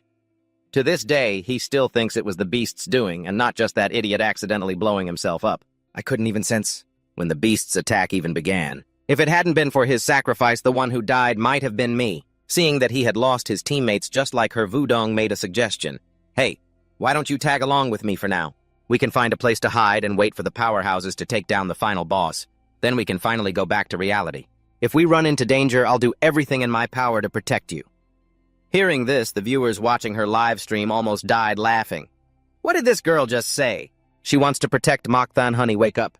The ultimate powerhouse is literally standing right next to you. Over in Somok's live stream chat, other viewers burst out laughing when they saw he still didn't know Bok Mongquan died from his own sheer stupidity. Oh man, Mokthon is so adorably clueless. How could he not know that Bok Mongquan's death was a self-detonation? What nonsense are you talking about? Mokthon is clearly just being respectful and saving some face for Bok Mongquan. Stop disrespecting the dead. Meanwhile, the sky over the Mystic Realm began to grow dark and gloomy. To protect Somok, whom she believed to be an ordinary defenseless guy, Wudong walked ahead to scout the area. Stay close to me. In my experience, this area is relatively safe. Just as she finished speaking, he faintly caught a strange sound nearby. Confused, he spoke up, but I think I hear something close by. Wudong turned back confused, asking him what sound he meant. But the moment she spun around, she came face to face with the very beast that had slaughtered her entire squad. In this second Mystic Realm, Wudong turned and sprinted back toward Somok. She screamed, urging him to run, don't look back, head toward that high-rise building. Hearing her tell him to run inside, he asked in disbelief, Are you serious? If we go inside that building, we'll have nowhere left to run. Wudong explained breathlessly as she ran, I've encountered this type of beast before, and I actually managed to escape. As she was explaining, the beast charged at them with terrifying speed, letting out bone-chilling growls. Realizing they were moving too slowly, she swept him up in a bridal carry, shouting, Just trust me on this. You just said this place was safe, and a second later we're face to face with a monster. How am I supposed to trust you? Somok, suddenly cradled in her arms like a princess, yelled in pure shock, Whoa! Hey! What do you think you're doing? Securing her grip on him, Wudong panted, No time to explain! With that, she leaped forward, carrying him at full speed. Just trust me! Once inside the high-rise, a long hallway stretched out before them. Somok peeked outside and sighed in relief when he saw the beast hadn't followed. Sure enough, it was nowhere to be seen. Wow, we actually lost it. Sorry, I guess I misjudged you earlier. After carrying him all that way, Wudong was exhausted. Catching her breath, she explained, That beast's vision is incredibly sharp, but it's completely deaf and its sense of touch is extremely dull. Stepping into a building with a complex layout actually makes it much easier to shake it off. We're safe for now, but we still can't let our guard down. Let's head to a higher floor, wait for 10 minutes, and then make our move. Knowing she was the experienced one, Somok didn't argue and went along with her plan. All right, lead the way. Then he remembered the floor plan he had noticed when they first entered the building. As we were coming in, I saw the map. The stairs should be to our left. But Wudong instantly shot down his idea of taking the stairs. No, we're taking the elevator. Wait, what? Somok stared at her, utterly baffled. The elevator. Seeing his confusion, Wudong casually adjusted her hair and said, Wait, you didn't know. The layout of this mystic realm replicates our real-world city right down to the power grid. That means the elevators work perfectly fine. Well, of course, Somok already knew that. What he couldn't wrap his head around was why she wouldn't take the stairs for safety. No. I mean, wouldn't taking the stairs be a whole lot safer than an elevator? Wudong obviously knew that would be safer, but she was already at her physical limit. Pouting, she complained, Sure, taking the stairs makes more sense safety-wise. But did you even consider that I've been running non-stop since entering this secret realm, and just now I had to carry you while running for so long? Do you have any idea how heavy you are? I'm completely exhausted. I don't want to take another single step. Seeing her complain non-stop, Somok finally got it. He looked at her helplessly, thinking, Wait, is a cultivator's stamina really this pathetic? Hearing him say that, she snapped back in annoyance. Do you think our normal cultivation training is just pumping iron at the gym or something? Wudong then tried to reassure him, reasoning that those beasts were just pure muscle. But not very bright. Taking the elevator should be fine. Besides, isn't it great to occasionally use the conveniences of modern civilization? The beast we ran into earlier wasn't smart enough to know how to use an elevator anyway. Saying this, the two of them walked to the elevator and Wudong gently pressed the up button. The two of them stared at the elevator door, waiting for it to open. When the doors finally slid apart, right in front of them were the corpses of cultivators who had the exact same thought as Wudong, at thinking that the beasts were too dumb to use an elevator. So Mok, looking completely unfazed by the unfortunate souls dead inside the elevator, told Wudong to go over and inspect their wounds. Is this from the beast that was chasing us? It looks like some beasts have actually learned how to use the elevator. Wudong, can you tell if the wounds on their bodies were caused by the beast that was stalking us earlier? Wudong went over to inspect the wounds and realized they weren't caused by the beast that had chased them. Her eyes widened in shock. This was the work of a completely different beast. This building is another beast's territory. No, it might be even worse than we think. That beast was just a decoy intentionally driving us toward this building. Its goal was to team up with the beast inside this building, to trap and kill us together. She looked out through the building's glass windows. She knew that staying here was no longer a viable option. We don't have much time left to hide. She thought for a moment, then suggested, we need to get to a more open area. If we let them sandwich us, we're dead. We need to find a place that's spacious enough but has cover shake off one of the beasts and then get the hell out of this building. With his photographic memory, so Mok had already memorized the entire layout of the building. He immediately identified the spot Wudong was talking about. I know just the place. The map shows a massive open-plan office on the floor above. He immediately ran ahead to lead the way. Follow me. Finally, they reached the largest office in the building. A tentacle suddenly appeared. It belonged to the beast that had chased them across 8 blocks, sensing that it was searching around for them. So Mok asked Wudong in a panicked whisper, "Are you sure we'll be safe hiding here?" Wudong covered her mouth, trying to calm her racing heart. She whispered carefully, "It can't hear us, and no matter how good its eyesight is, it won't be able to spot us here. We should be fine." Meanwhile, the viewers watching the live stream, fully aware of Somok's godlike power, began spamming teasing comments. "Run, beast, run. If you don't run now, Godmok is going to slaughter you." Godmok looked terrified on the outside, but in reality, he was cool as a cucumber. Some viewers in the stream chat even suspected he was just acting to hype up the suspense and build tension for the stream. "Stop faking it, Godmok. It's time to slay that beast and hype up the chat." Meanwhile, the beast was still frantically looking around for the two of them. It was so cautious that it even revealed its third eye to search every single nook and cranny. Spotting this from their hiding place, Wudong immediately warned Somok, "Be careful. Don't let the eye on its tentacles spot you." Since this was the first time Somok had ever seen anything like this, he found it absolutely fascinating. He couldn't help but marvel, "Those tentacles are so flexible. The anatomy of these beasts is truly fascinating." Wudong, on the other hand, immediately jumped to the worst-case scenario. "If we get spotted, I'll try to hold the beast off. You take that chance and run." As a man hearing this, Somok couldn't actually bring himself to leave her behind to fight it alone. Besides, she was such a good person, he absolutely couldn't do that to her. "I can help too. I actually managed to knock out a really weak beast before, so if we have to fight, I promise I won't hold you back." Wudong, however, just thought he was trying to act tough. "Stop showing off. Protecting ordinary people is a cultivator's job." Fearing he might feel bad, she tried to sound casual as she added, "Just holding this beast off for a moment and escaping is a piece of cake for me. Anyway, just trust me, okay?" Right at that moment, Somok heard another sound. He could sense something heading their way. "You're the one putting on an act. Wait, shh, stop talking. I think I hear another sound coming our way. If you knew another beast was coming, you'd be scared to death." "Could it be another beast?" Wudong strained her ears to listen, but she couldn't hear a thing. "Wow, your hearing is seriously insane, though." "I don't hear a thing. You and that sharp-eyed beast should team up as Super Sight and Super Hearing and make your debut already," hearing her teasing tone. So Mok said helplessly, "Is now really the time for banter? Its footsteps are incredibly light. I only just picked up on them. It must be right on top of us." Seeing his expression grow so serious, Wudong shrugged and replied casually, "But isn't this the only thing we can do right now? Just accept our fate and keep joking around." He face-palmed in resignation, realizing she actually made a lot of sense. As the two of them whispered, a shoe-lip beast stepped into the office. Feeling the overwhelming pressure from the shoe-lip beast, Wudong panicked internally. "We are so dead, and this terrifying aura, it has to be a 300-year beast." The 300-year beast placed its hand right on the desk Wudong was hiding under. She immediately covered her mouth and nose, terrified that making even the slightest sound would give her away. "How can we possibly stay hidden?" The shoe-lip beast stared ahead, seemingly exchanging glances with the tentacle beast.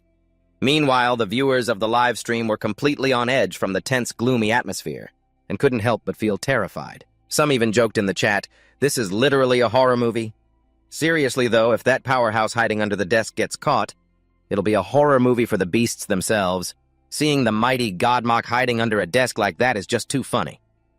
In Somok's stream, the chat began excitedly placing bets on whether he could take it out with a single punch. Place your bets, place your bets. How many punches do you guys think Godmok needs to blow them to pieces? Come on, step right up. Now this is the content I signed up for. We get to see Godmok play dumb again. The eye of the tentacle beast drifted over toward Somok's hiding spot. Sensing a living breath, it cried out in its monster tongue, "Found you!" Just as it was about to peek under the desk, the 300-year beast raised its arm and smacked its hand right on the tentacle beast's head. The tentacle beast craned its neck and grumbled in monster tongue, "Boss, did you really have to do that? Every single time you just grab my head out of nowhere, that hurt." Annoyed, the 300-year beast snapped back in monster tongue, "Do you think I actually enjoy doing this? If you didn't have such terrible hearing, I wouldn't have to resort to this. Using touch to talk to you." The beast already knew Somok was hiding under that desk. Not wanting the tentacle beast to get killed, it brought up the beast that Somok had absolutely obliterated when he was with Bok Mong Quan, warning in monster tongue, "That kid is a literal monster. He obliterated Tooth Decay with just one punch. Let's just pretend we didn't see a thing and get out of here." Stunned, the tentacle beast innocently whispered to the shoe-lip beast in monster tongue, "Are you serious? Then why are they the ones hiding?" Hearing this, the shoe-lip beast froze. In truth, it had no idea why either, but its raw instincts told it that this was the only way to survive. In monster tongue, it snapped, "How should I know? I'm only warning you out of the kindness of my heart. If you want to go kill yourself, go ahead, but I'm getting the hell out of here." Seeing the shoe-lip beast about to ditch it, the tentacle beast scrambled frantically to catch up, crying out in monster tongue, "Boss, I'm sorry I was wrong. Wait for me. I'm leaving too." Once the two beasts scurried away, the office fell dead silent. Hearing no more noise, Wudong carefully whispered to him, "Somok, did those beasts actually leave?" Somok crawled out of his hiding spot and glanced in the direction they had fled. "Their footsteps are completely gone," he replied. "They must have headed somewhere else." Hearing his reassurance, Wudong let out a massive sigh of relief. "Thank goodness. We got so lucky. I really thought we were cornered this time." Meanwhile, the viewers were extremely disappointed that they didn't get to see Somok demolish the two beasts. "Man, when those two showed up, I really thought we were finally going to see Godmok throw some hands. And then absolutely nothing happened. I have never seen such cowardly beasts in my life. It was a 2-on-2, and they didn't even dare to fight." In Somok's stream, some viewers couldn't help but laugh at how terrified the two beasts were. "I'm literally crying, laughing. First time seeing beasts voluntarily run away. Beast survival rates the heartwarming truth behind the numbers." Suddenly, a loud system notification shattered the peaceful silence. Haihua Mystic Realm announcement. The final boss of the first trial has appeared. Difficulty 500-year beast. Location 5th Mystic Realm Song Van Street.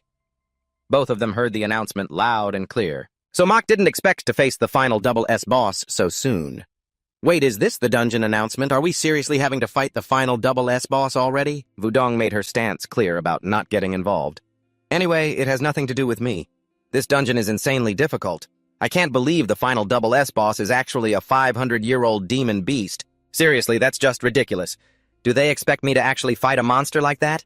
Her plan right now was to hide in a safe spot until someone defeated that 500-year-old demon beast.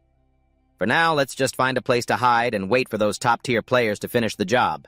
Then we can just follow them out of this dungeon and we're good to go. Suddenly, she froze as she realized she was standing right in this exact neighborhood Song Van Street, the exact place where the 500-year-old demon beast is supposed to appear. Wait, are we in Song Van Street right now? Terrified out of her mind, Wudong screamed in absolute panic. Then what are we still waiting for? We need to run now. But it seemed they were already too late. A blinding beam of light erupted right in the middle of Song Van Street. Somok turned his gaze toward the source of the light. This mystic realm filled with skyscrapers everywhere has no peace left in it right now, making it impossible to imagine that demon beasts are running rampant here. After dragging Somok along and running until she was practically out of breath, Wudong stopped, panting heavily. Running all the way here, we should be safe now. Even from a distance, just one look was enough to see how terrifying that final boss is. Somok agreed with her. He felt as if he was being conned. Yeah, exactly. Even the ordinary demon beasts were already that bizarre and terrifying. And yet it turns out the final boss is only a 500-year-old demon beast that makes no sense. Could the mystic realm have given us fake news? Wudong thought for a moment and also felt that there was something fishy about this current mystic realm. Worry flashed in her eyes. Based on the mystic realm's past behavior, it was indeed possible. Anyway, as long as we stay far enough away, we won't have to worry about these things. Just then, a young man walked up and called out to them, "You two wait a moment." Ngan Tin Kim quickly introduced himself to the two of them. "I am Ngan Tin Kim, a disciple of the Tai Xuan sect. I'd like to invite the two of you to join us in defeating the final boss, but along with our Tai Xuan sect." Wudong was not stupid enough to agree to this proposal. She immediately declined. "Sorry, you should look for someone else. We are very weak.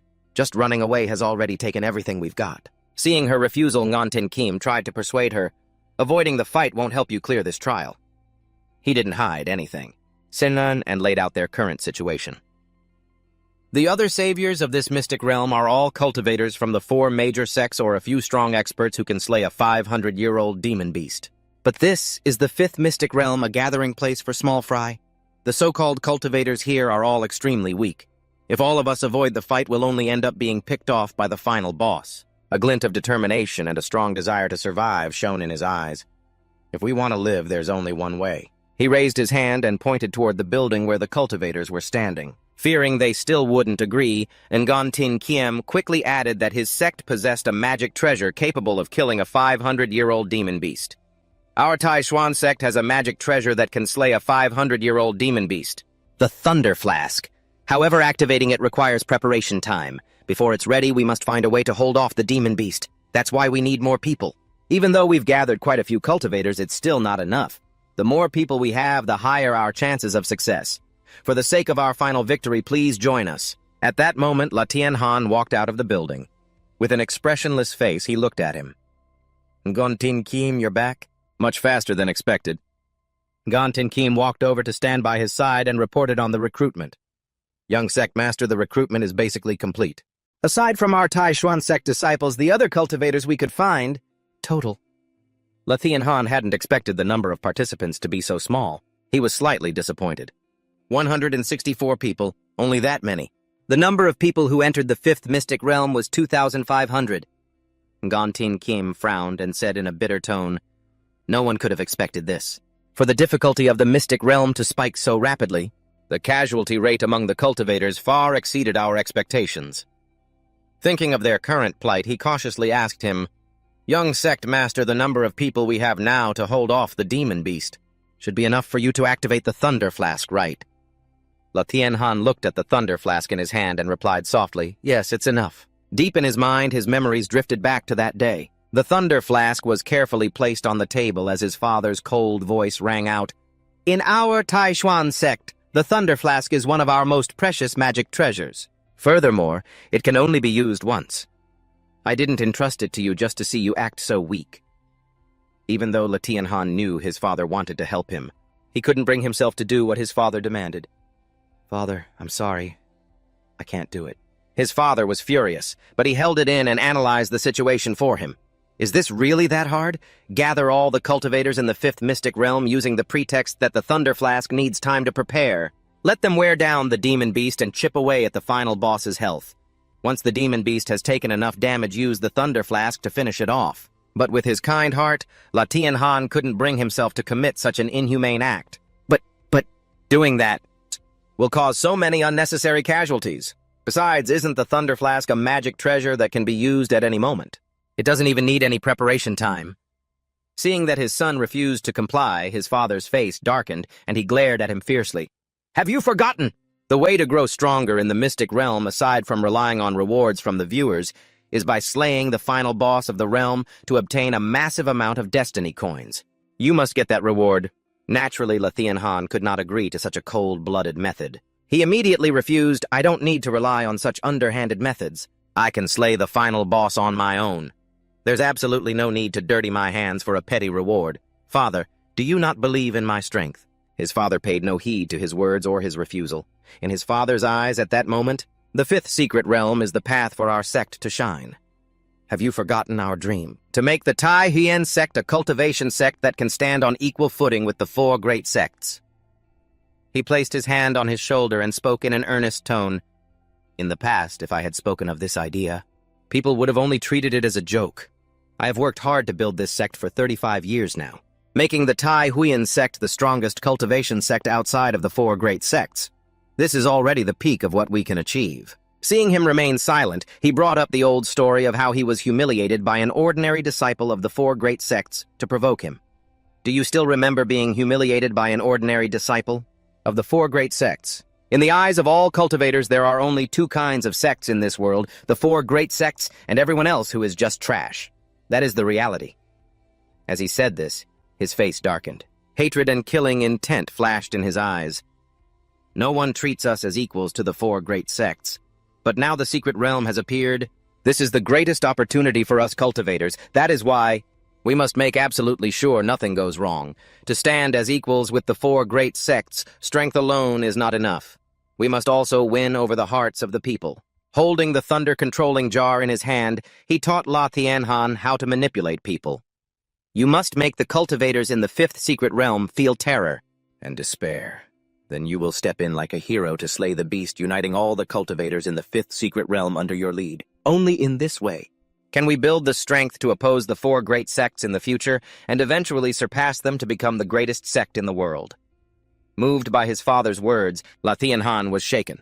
Though torn apart inside, he could only submit and say, "I understand. I know what to do, father." Back in the present, La Tianhan couldn't shake the immense guilt in his heart.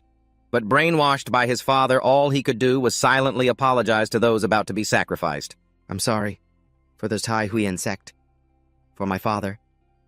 Looking at the cultivators in front of him, including Somak and Wudong, he painfully muttered, "Your sacrifices are necessary." The cultivators who had agreed to buy time for the thunder-controlling jar to activate all looked toward the glowing light. Some began to doubt La Tianhan's plan. Can the thunder-controlling jar really defeat the final boss?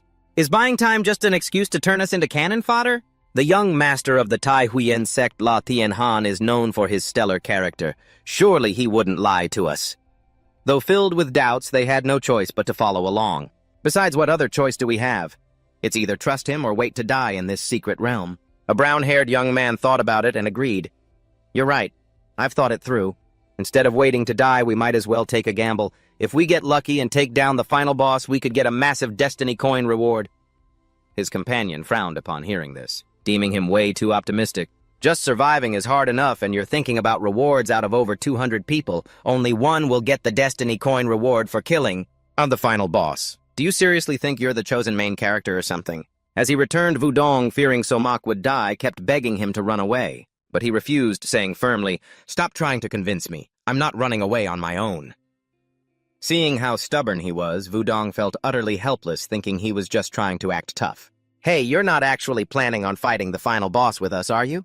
It's incredibly dangerous. What is an ordinary guy like you even doing trying to join in?" Somak tried to explain that he wasn't weak and that he could fight alongside them. "I've received the destiny coin reward, so I have at least some combat ability. Everyone here is about to risk their lives to fight the beast. I can't just stand by and do nothing." Hearing him say he had a destiny coin, Wudong was completely taken aback. "Wait, you actually managed to use a destiny coin to boost your stats. No wonder you were allowed into the secret realm." So Mok tilted his head to look at her, making no secret of the reward he got when he first arrived. "Not long after I entered the secret realm, I got lucky and received a destiny coin that boosted my combat power once. But after that, even though I got more rewards, my power didn't increase any further." Wudong wasn't surprised by this. She simply assumed his body had reached its limit for absorbing destiny coins. Fearing he wouldn't understand, she explained it in detail. "Isn't that completely normal? If combat power could just be boosted infinitely." As she said this, Wudong stroked her chin, a mischievous glint in her eyes as she teased him. "But you know what's even weirder? You can use destiny coins, yet there isn't a single trace of spiritual energy on you. Don't tell me you're some max-level powerhouse." And hiding your identity to act like a newbie and slay low-level mobs. Knowing she was joking, so Mok played along, reciting a line he had once read in a comic. "To be completely honest with you." Hearing this line, Wudong instantly recognized that he was quoting from a comic she loved. Isn't that the classic line from I Work Out Alone? So becoming a superhero in a dungeon, even though he's incredibly strong, is he too cautious? I had no idea you liked manga too. Seeing that she knew about that series, he was quite surprised. Sumo never expected these cultivators to actually read manga. "I'm also pretty shocked that you cultivators actually read novels and manga," she noted, seeing his reaction. Yutong explained with a sigh of helplessness, "Of course we do. Did you think modern-day cultivators are all primitive cavemen living in seclusion in the mountains? Like couriers and food delivery can't reach us or something?" Yutong cast her eyes down, slightly explaining the current state of the cultivation world. Because Earth's spiritual energy is depleted no matter how hard you train. It's extremely hard to make any progress under these circumstances. Only a handful of highly gifted cultivators are still trying their best to train diligently. Most cultivators have actively integrated into modern society. Some have even become completely obsessed with power and wealth. Meanwhile, back in the real world at Sumo's former company, the 3 cultivators invited by President Shu received a handsome deposit for the assassination. They were absolutely thrilled. "President Shu, we have received your generous gesture. You're truly incredibly generous." Seeing how satisfied they were, to ensure they would put in their full effort, he added, "That's just the deposit. Once the job is done, there will be a bonus." Hearing about the bonus, the leader became even more eager. He said solemnly, "Since we took your money, we will naturally see this through to the end. Though deploying all 3 of us just to deal with some kid, we're giving him way too much credit." But President Shu didn't comment on that. With a blank expression, he looked at the 3 of them and said, "Masters, I've already sent you all the files on Sumo." Inside the dungeon, he blew up a 300-year-old beast with a single punch. His strength is nothing to scoff at. The leader shrugged it off and said with complete confidence, "Don't worry, President Shu, we've never failed a mission." Sure, Sumo killed a monster in the dungeon and is super famous right now. Based on his live stream, they say he's a body cultivator. But that's just raw brute force. He lacks high-level martial techniques and he has 0 experience fighting real beasts or other cultivators. At this point, a murderous, cruel look flashed in his eyes. Besides, Earth's spiritual energy is depleted. Cultivators only boost their power inside the dungeon using destiny coins. And since you can't bring all of that back to Earth, killing Sumo right now will be as easy as flicking a wrist. Seeing how confident he was, President Shu felt relieved and smiled satisfyingly. "Ah, I see. Looks like I was just overthinking things. Look at that, the dungeon's difficulty just went up again. The final boss is actually a 500-year-old beast. It looks like Sumo's group is gearing up to raid the final boss." One of the 3 men found this hilarious. "We might not even need to lift a finger before that beast tears Sumo to pieces. Wouldn't that make this whole trip a waste of our time?" President Shu was willing to pay a fortune just to get rid of Sumo. Plus, building a connection with these cultivators, he had nothing to lose. Flaunting his wealth, he told the 3 men, "Even if Sumo dies inside the dungeon, your payment will still be fully covered." Hearing this, the cultivators were even more pleased.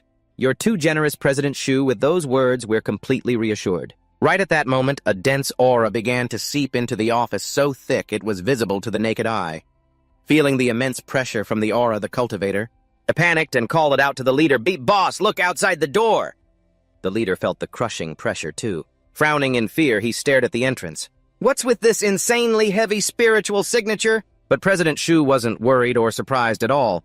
Instead, he looked thrilled that the guest he was waiting for had arrived. "Oh, he's here already. I didn't expect him to be so quick." He reassured the 3 cultivators, "Please don't worry, masters. That is my special guest. To make absolutely sure Sumo is dealt with, I went out of my way to hire a true expert." He looked at the man radiating an overwhelming aura and introduced him to them. "He is a senior advisor from the Lee Financial Group. I hear he's a bounty hunter known as the Cultivator Assassin." Meanwhile, the 500-year-old beast materialized before the cultivators inside the dungeon. A dark, ominous voice echoed, "The dungeon rules have been breached by Otherworld Overlord 8055. Its power far exceeds 500 years. The beast of terrifying power materialized right behind Yutong, its eyes glowing with a feral purple light as it glared at her. Sumo suddenly dashed in from its right side. A mechanical voice announced, "Initiating fast battle." A blinding burst of light flared up. Standing on the rooftop, Luo Tianxing stared toward the distant open gateway. In a low voice, he asked, "Yin Xingjian, is everything set up?" He immediately reported, "Yes, young master. The cultivators have dispersed and are positioned in the area around the final boss, just as we planned. Once the beast breaks free from the beam of light, the cultivators will split into groups to lure and attack it, keeping it within the firing range of the thunder-controlling vase. Before the thunder-controlling vase is fully charged, they will do their best to help you hold back the beast." Seeing that everything had been arranged, he turned his face toward Ngon Tin and said, "I understand. I will use the thunder-controlling vase as quickly as possible to minimize unnecessary casualties." Meanwhile, the thunder-controlling vase was hovering in mid-air. Inside, a powerful force seemed ready to burst through the vase. On the outside, crackling sparks of electricity wrapped around it like living threads. After learning that not everyone would rush in to fight the boss, so Mok asked in surprise, "So, We aren't all going to gang up on the final boss together. Hearing the plan, Wudong massaged her aching temples helplessly. Do you think this is a co-op game raid? If we fought head-on, our entire team would be wiped out in less than 2 minutes.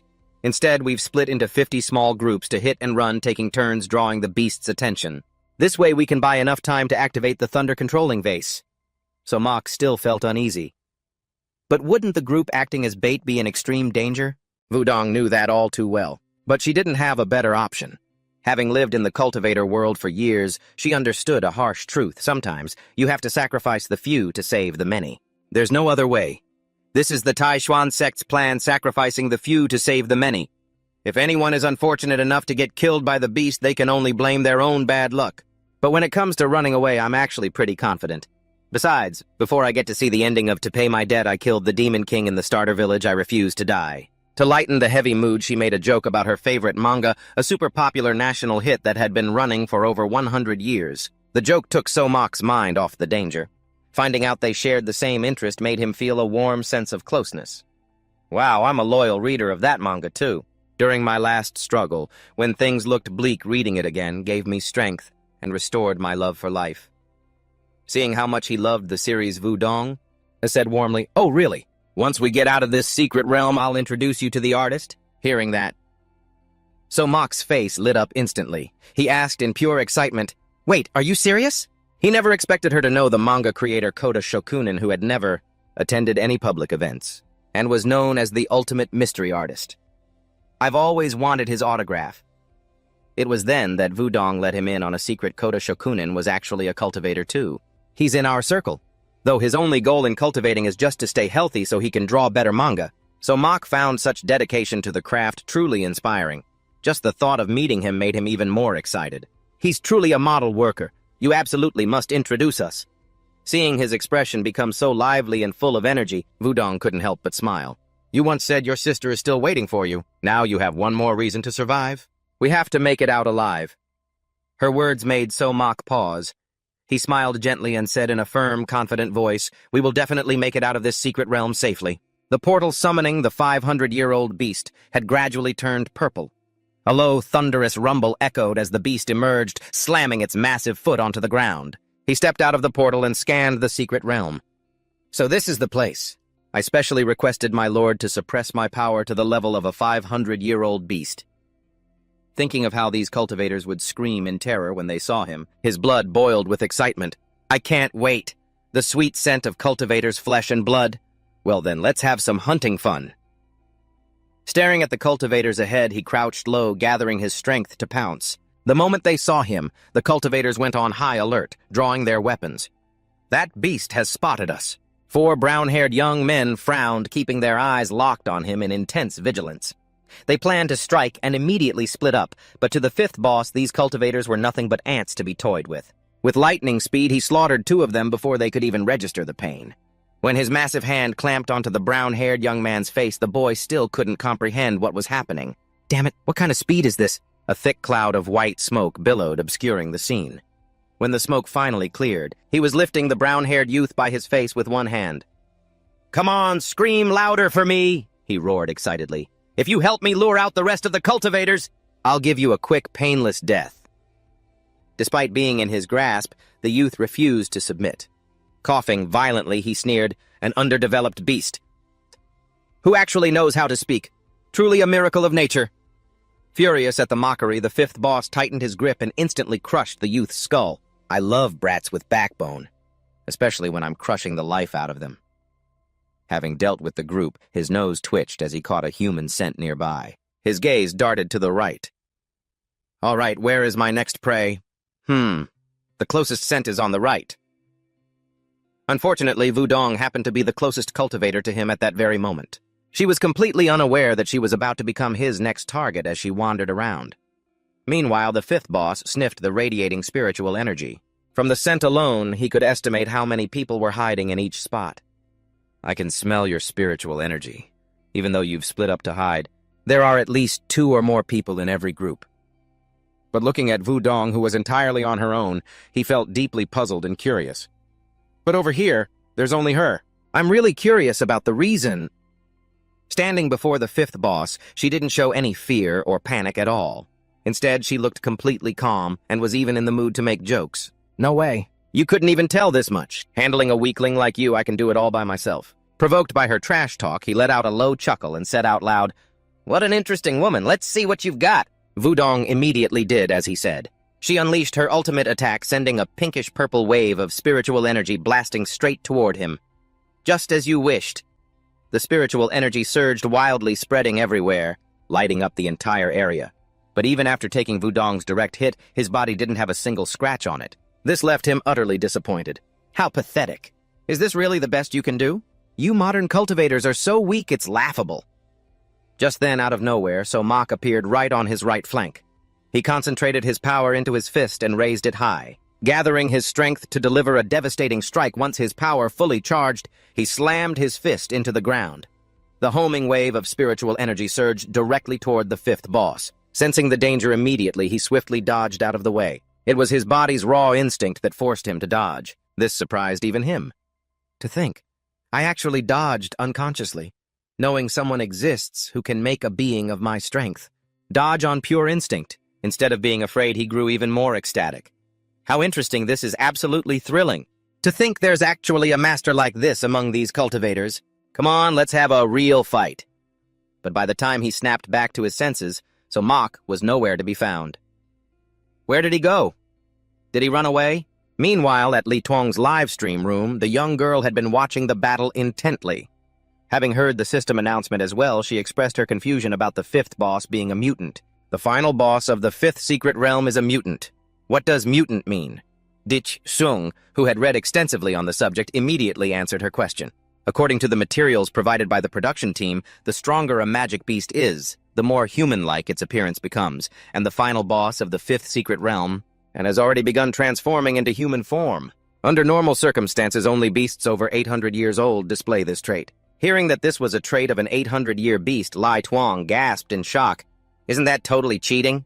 They clearly said the final boss was a 500-year beast. Now an 800-year beast shows up, and in the fifth secret realm, which has the weakest average power level, unlike the young girl, Qui Tin had seen too much to be worried.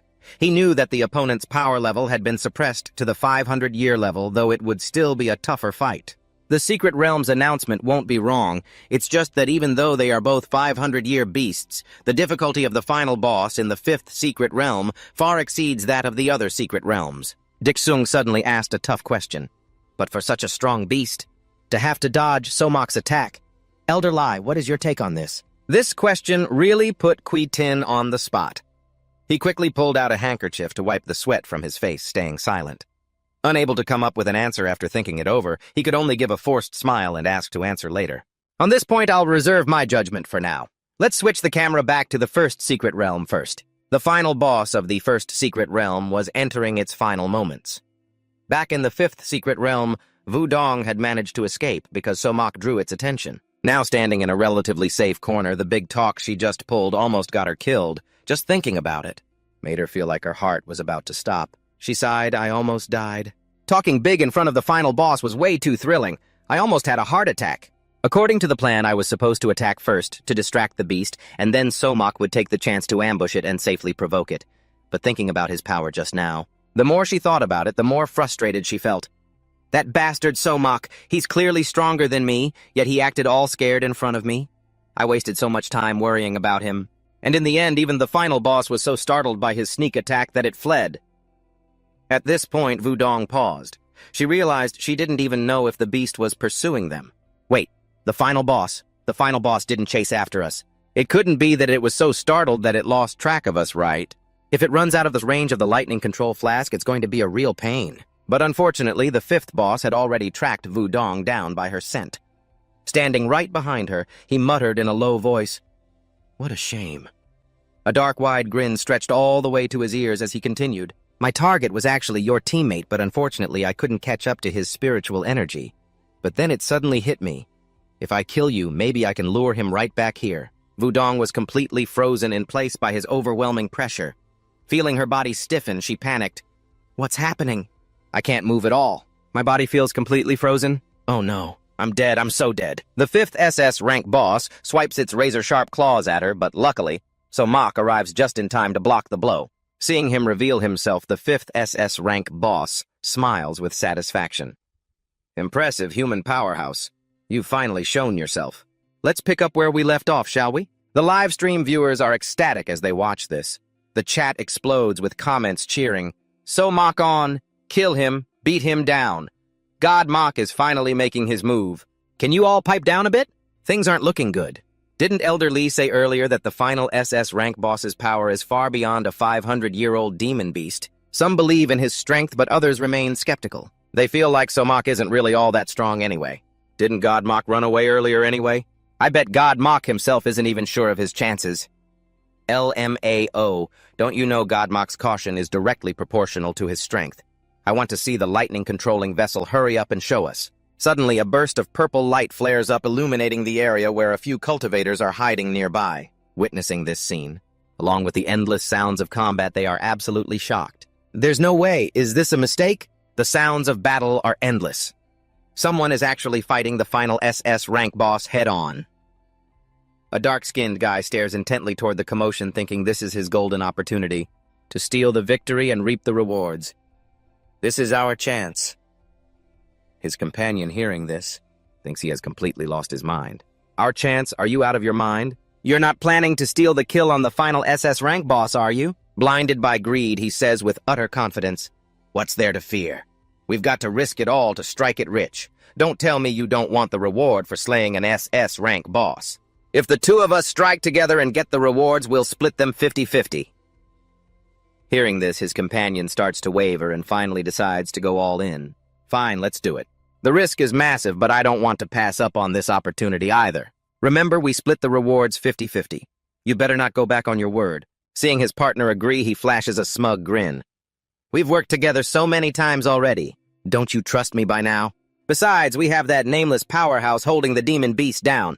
We have absolutely nothing to fear. Meanwhile, the 5th SS rank boss swings its razor-sharp claws towards So Mach. His deep booming voice echoes, "Isn't this just perfect?" Luckily, right before the claws strike, So Mach, he leans back and barely dodges. The sheer speed of the boss's attacks catches him off guard. This split-second lapse in concentration gives the 5th SS rank boss the perfect opening. It drives a heavy fist straight into So Mach's stomach, roaring, "Where do you think you're looking?" The blow is devastating, sending So Mach flying backward until his body crashes violently into a nearby building. Seeing that So Mach has taken his full-force punch directly, and yet still has the strength to fight the boss, is absolutely thrilled. To think you can still stand. My instincts were spot on. After just a few exchanges, the boss figures out that So Mach doesn't know how to wield the massive power dormant inside him. You have an immense power hidden inside you, yet you don't even know how to use it. What a waste. Meanwhile, So Mach's haters, seeing him take a direct hit from the SS rank boss, rejoice. One comments, "Who was the one hyping up So Mach earlier? Always calling him God Mach, but in the end he's just a punching bag. You can never count on him when it actually matters." Another viewer, thoroughly annoyed, fires back. "If you're so talkative, why don't you go fight the demon beast yourself?" The hater reads the reply and immediately starts furiously typing away LMAO. "Since when do you need to be a chef to judge if a restaurant's food tastes good? Do I have to be a savior just to criticize why should I fight the demon beast?" In So Mach's stream, some neutral viewers also speak up, urging everyone to donate to him. "Stop arguing over this, it's pointless. Seriously, anyone with some spare cash should support God Mach with some donations. Throwing money at him is useless. Looking at God Mach's pathetic state, we might as well wait for the lightning-controlling vessel." Back in the secret realm, the 5th SS rank boss launches a frenzied assault on So Mach. Its strikes move almost at the speed of light. Seeing So Mach barely struggling to defend against the barrage, the boss acts magnanimous and advises him to just give up and let it finish him off. "No matter how hard you fight back, if your wounds keep piling up like this, it's over for you. Then your body is going to give out soon anyway. Let me end your misery." After unleashing a flurry of combos, he stopped his entire body tensing up as he gathered strength to deliver the final blow. But suddenly, at this exact moment, a cord wrapped tightly around his ankle. It was Wudong. She screamed the name of the technique in her head, controlling the whip to wrap tightly around the body of the 5th boss, glimmering bind. Only then did he realize his entire body was bound by a wrapping cord. He tried to break free, but he couldn't even budge. The 5th boss finally started to panic. What kind of move is this? "I can't move anymore. I'm screwed." Seizing this opportunity, So Mach gathered his strength to strike back. He delivered a thunderous punch right to the fifth boss's face, sending him flying and crashing hard into a high-rise building. After using the whip, Wudong coughed. Cough, cough! She clutched her numb, lifeless arm, crying out in pain. What kind of trash weapon is this? It drained all of the spiritual energy in my body just to hold that beast for less than a second. And it even hurt me instead. It hurts like hell. Did I break my right arm? She looked over at Somak and whispered, I can only help you this much. Somak, don't you dare die! At this moment, Somak remained in his punching stance, staring at the fifth boss lying on the ground. He knew all too well that his last strike hadn't really injured the beast. Not only that, he could also feel his own body starting to ache. Even though he had caught the beast off guard and attacked, he hadn't caused any major damage. Worst of all, even though I'm not hurt, my body is starting to go numb. The hidden power inside me that the beast mentioned. How on earth do I unlock it? Mid-thought, he heard the sound of rushing footsteps. Someone's coming. It was those two guys from earlier watching from afar. They saw the fifth boss fall and thought their chance had come. They rushed over, eager to steal the kill. This is perfect. We got here right on time. The boss is heavily wounded and down on the ground. Let's finish him off together. His lackey quickly replied, Yes, boss, seeing them charge in. Somak tried to warn them, shouting, Hey, stop, don't go near it. This beast is still dangerous. But that greedy guy didn't appreciate it at all. He even thought Somak was lying to him. You think I'll believe you? We finally managed to knock down the boss, and now someone else is about to steal the reward. You must hate seeing that, right? Too bad the reward is ours. But before he could finish his sentence, the words caught in his throat. His own comrade had betrayed him, driving a sword straight through his chest. As blood spilled out, his partner's voice rang out cold and sinister. The reward is mine. With blood pouring from his mouth, he couldn't believe his teammate had stabbed him in the back at a moment like this. Damn it! Didn't you say we'd split the reward evenly? Far from feeling guilty, his partner scoffed at him. Who are you to judge me, even if I didn't make a move? As someone with your personality would have definitely killed me to keep the reward for yourself I just struck first. What's wrong with that? To think I'd be the one to kill the boss. Just then the fifth boss woke up. He opened his eyes and glared at the man, having overheard his boastful words upon waking. Irritated, the boss reached out his claws toward the man. Who did you say you wanted to kill, you annoying little bug? Don't interrupt my fight. Under his crushing pressure, the man was frozen in place. Unable to move, he finally began to regret his actions. What kind of joke is this? Wasn't this beast on the verge of death? If I had known, I never would have come here. High above, La Tianhan and Ngan Ting Kim stood on the rooftop, watching it all unfold. Looking down, La Tianhan whispered, To think the final boss would turn out to be a beast. Menasan. And a humanoid one at that. This is definitely not the difficulty level of a 500-year-old beast. Fearing his master was worried, Ngan Ting Kim quickly reassured him, Young master, the lightning control jar is a magic treasure. Our Tai Hui insect's most precious treasure. It is more than capable of slaying a 700-year-old beast. There is no need to worry. Yet he kept his eyes glued to the scene below. What worried him? Wasn't the lightning control jar, but Somak's safety. I'm not worried about whether the lightning control jar can slay the beast.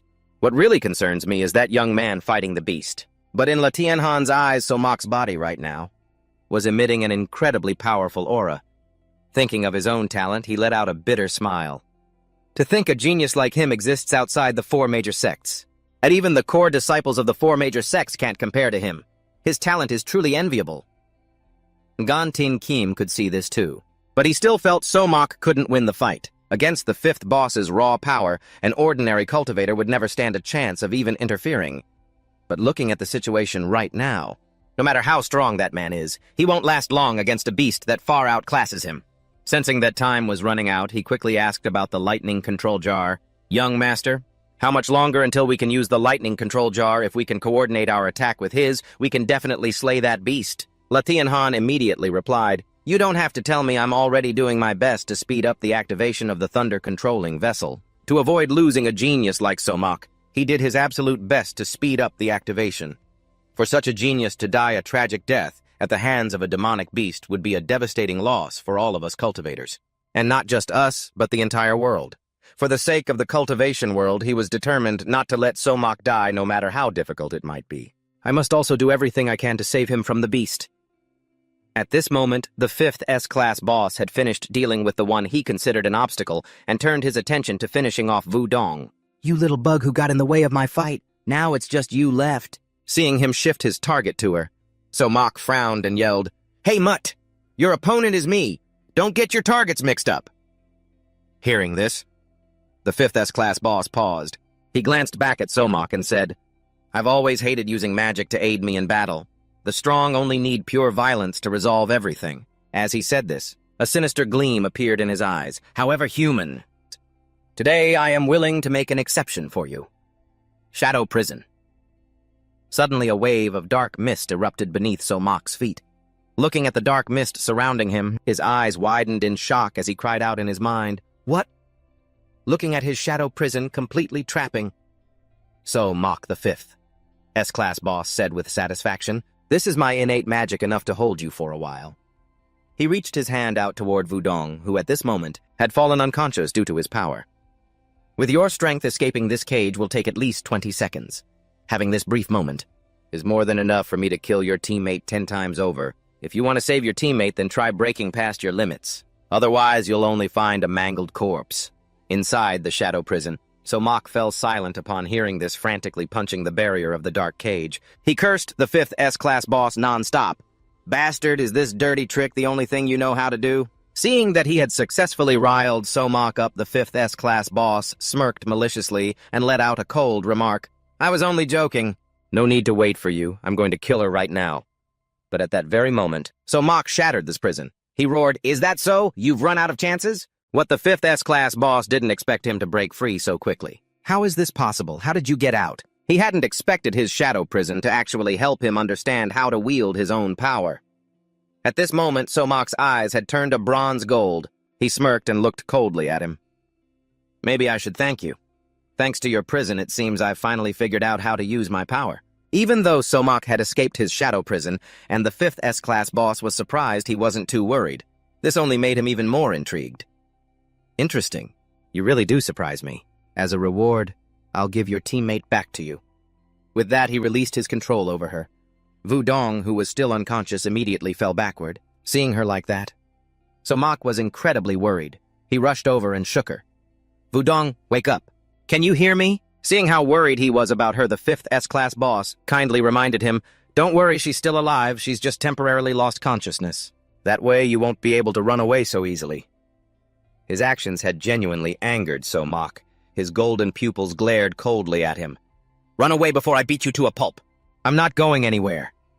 Like his tail had been stepped on, the 5th S-Class boss suddenly bristled and roared in anger. "Don't get cocky. You just got lucky and broke my weakest spell. Taste this." He channeled demonic energy into his palm and shouted his move's name, Shadow Flow.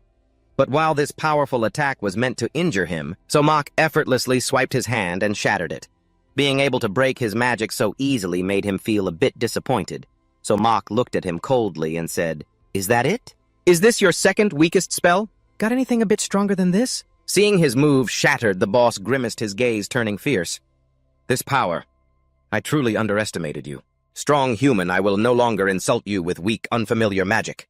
I will devour your flesh and keep your skull as a trophy after that." But while he was rambling, Somok had already teleported right in front of him. Placing a finger against his stomach, he said in annoyance, "Enough, you talk way too much." But this godlike speed sent a nameless fear rising in his chest. "How is this possible? This kid got so close to me in an instant. He's just a mere human." But before he could do anything, Somok channeled his spiritual energy and blasted him. A golden light flashed, accompanied by a painful scream from the 5th S-Class boss. As if to justify using his spiritual energy, Somok brought up his cheap trick. "You said you wouldn't use magic to fight me anymore, didn't you? Then what on earth is this? And what about that shadow swap decoy trick? The 5th SS-Class boss, whom he had just shattered, is left as only a tiny fragment sizzling on the ground, but with its extraordinary ability to regenerate from just that single piece. His body slowly pieces itself back together. Clutching his face, he questions his very existence. Human? Are you seriously human? How could you train your physical body to such a level? You're more of a monster than I am." But with the pride of a powerful being, he refused to let himself show fear in front of Somok. He boldly talked big, demanding that Somok pay the price. "Sure, you killed me once, but you will live to regret this, to enter this secret realm. My power was suppressed, but unfortunately for you, this death has unlocked my power limits. Start praying under the rules of this secret realm before you can kill me." How many seconds can you survive when I unleash my full power? At the high-rise building, Montin Kim turned to La Tianhan with a look of astonishment and asked, "Young master, did you see that? It's truly unbelievable. That cultivator actually gained the upper hand against the monster." Hearing this, La Tianhan just gave a casual grunt.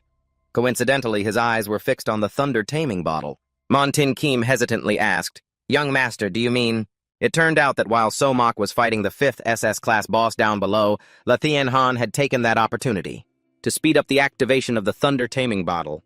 Now that it was ready for use, he continuously channeled spiritual energy into it and said, "The thunder taming bottle is ready.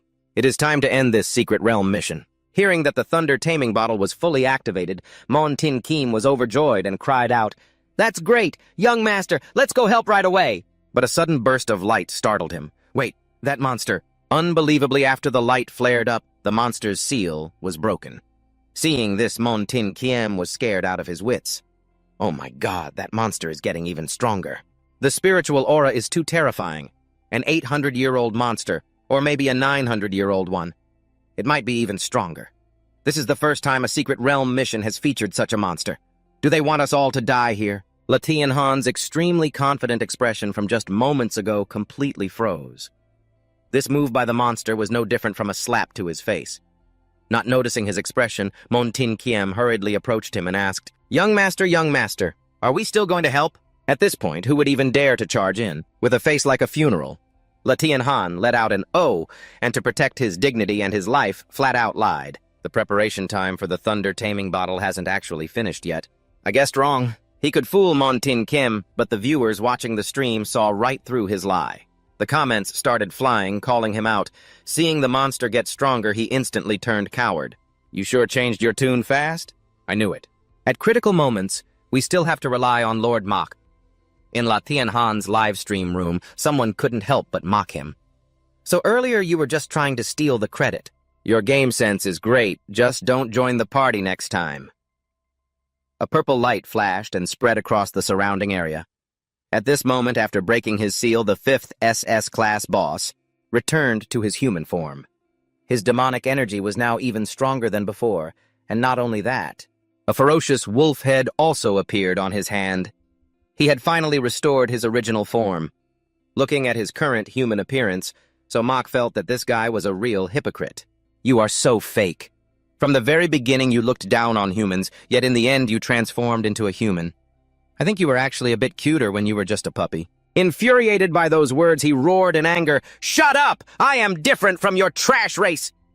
Gathering demonic energy through the wolf head on his hand, he looked at Somak with supreme confidence and said, "You guys are just food. Only we, the monsters, represent the ultimate evolution of living beings." As he finished speaking, the wolf head immediately lunged forward. Opening its wide maw, it tried to devour him. From Li Tuang's live stream room, an excited voice echoed, "The strategies for the 1st S-Class boss to the 4th S-Class boss in the secret realm have all been successfully completed. This is truly thrilling. I'm getting so pumped up." Dich Sung was so swept up by this battle scene that her blood was boiling. Looking at the screen, she expressed her gratitude to the cultivators. "My fellow viewers, I believe you are all just as moved as I am. We would like to thank the cultivators once again for risking their lives in battle." Kui Tin also immediately chimed in, reminding everyone not to forget the sheer power of the gods in the other world. "It is absolutely unquestionable. It even directly affected the secret realm, forcibly raising the difficulty of the mission. To be able to achieve such a combat result, I am both very surprised and incredibly glad." Li Tuong, now acting as the host, saw that the two had finished their commentary on the previous Secret Realms stream. The young girl then proposed checking out the 5th Secret Realm. She could only gasp. "I really underestimated the miraculous secret realm created by our predecessors as well as the efforts of the younger generation of cultivators. If the 1st to 4th secret realms have been successfully cleared then, let's turn our screens once again to the nail-biting 5th realm specifically. So Mock's live stream room. Here we can see the appearance of the 5th SS rank boss on screen. Seeing his human form, the young girl gasps in shock. What on earth is this? Is this the final boss's second form already?" Even Kui Tin didn't expect the 5th SS rank boss to be a humanoid beast. The anxiety in his eyes is plain to see. A human form. The final SS rank boss is actually a humanoid beast. Only a beast that has lived for over 1,000 years can evolve into human form. Hearing that it's a 1,000-year-old beast, Di Shuang is completely taken aback. She looks at Kui Tin with sheer worry. A 1,000-year-old beast. This is a serious violation of the rules. Kui Tin begins to analyze and estimate Somok's current combat power. From what I can tell, a 500-year-old beast has a combat power of around 2,000 or so. But a 1,000-year-old beast, its power is around 10,000. This is the level of the absolute peak cultivator on Earth based on what he's capable of. As he speaks, his voice loses its usual composure, which means that boy Somok is fighting against that beast, who is literally the strongest entity on Earth inside the realm. Somok and the 5th SS rank boss clash furiously. Both possess godlike speed, and every single blow they exchange resounds with a deafening crack, even against such a formidable opponent. Somok shows no sign of being pushed back. Channeling more spiritual energy into his hand, he throws a heavy punch. This single strike sends the boss crashing down from the sky, slamming hard into the ground. A thick cloud of dust billows up, completely shrouding his body. Yet sensing the boss's energy, Somok can tell the beast is still weaker than him. Somok looks down at him, showing his disappointment. Hey, Mutt, is that really all you've got? Honestly, I'm a little disappointed. The 5th SS rank boss slowly struggles back to his feet. His face darkens with rage as he growls, "You think you've won?" Looking up, he lets out a menacing smirk and reveals why he was holding back. In your dreams, to delay being detected by the realm's cameras, I was only using 30% of my power just now. Hearing that he was only using 30%. Somok's disappointment turns into a sigh of relief. Ah, hearing you say that actually puts my mind at ease. Just now I was only using 20% of my power. As if trying to one-up him, he suddenly corrects himself. Wait, my bad. Actually, I was only using 1/10 of my power. Knowing the guy is just trying to one-up him, Somok scoffs. Oh, is that so? Well, then your math skills must be absolutely terrible. With that, they charge at each other once again. The heavy thuds of their clashes echo continuously through the stream. Some viewers who just came over from the First Realm's stream are absolutely thrilled by the sight. I just hopped over from the First Realm's live stream, and I used to think magic effects were cool, until I saw Somok. Now this is how real men fight. Meanwhile, in Somok's live stream, other viewers who had placed bets on him, seeing how incredibly strong he is, feel incredibly lucky that their money is safe.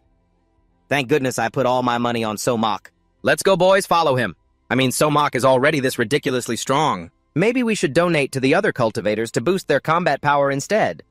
Meanwhile, the leader sitting in President 2's office is also watching Somok's stream. Frowning at the flood of comments rushing across the screen, he grumbles in frustration. How weird, I already posted a comment. But why is everyone suddenly turning on me? His teammate, seeing him still glued to the stream, feels his efforts are completely pointless. Boss, are you still watching Somok's stream? Trying to convince those viewers not to donate to Somok is completely useless by now, but the leader believes his actions are absolutely necessary. Hearing his teammate's words, he snaps back. What do you know, if Somok's power drops even a little, there's a higher chance he'll get eliminated by the beasts.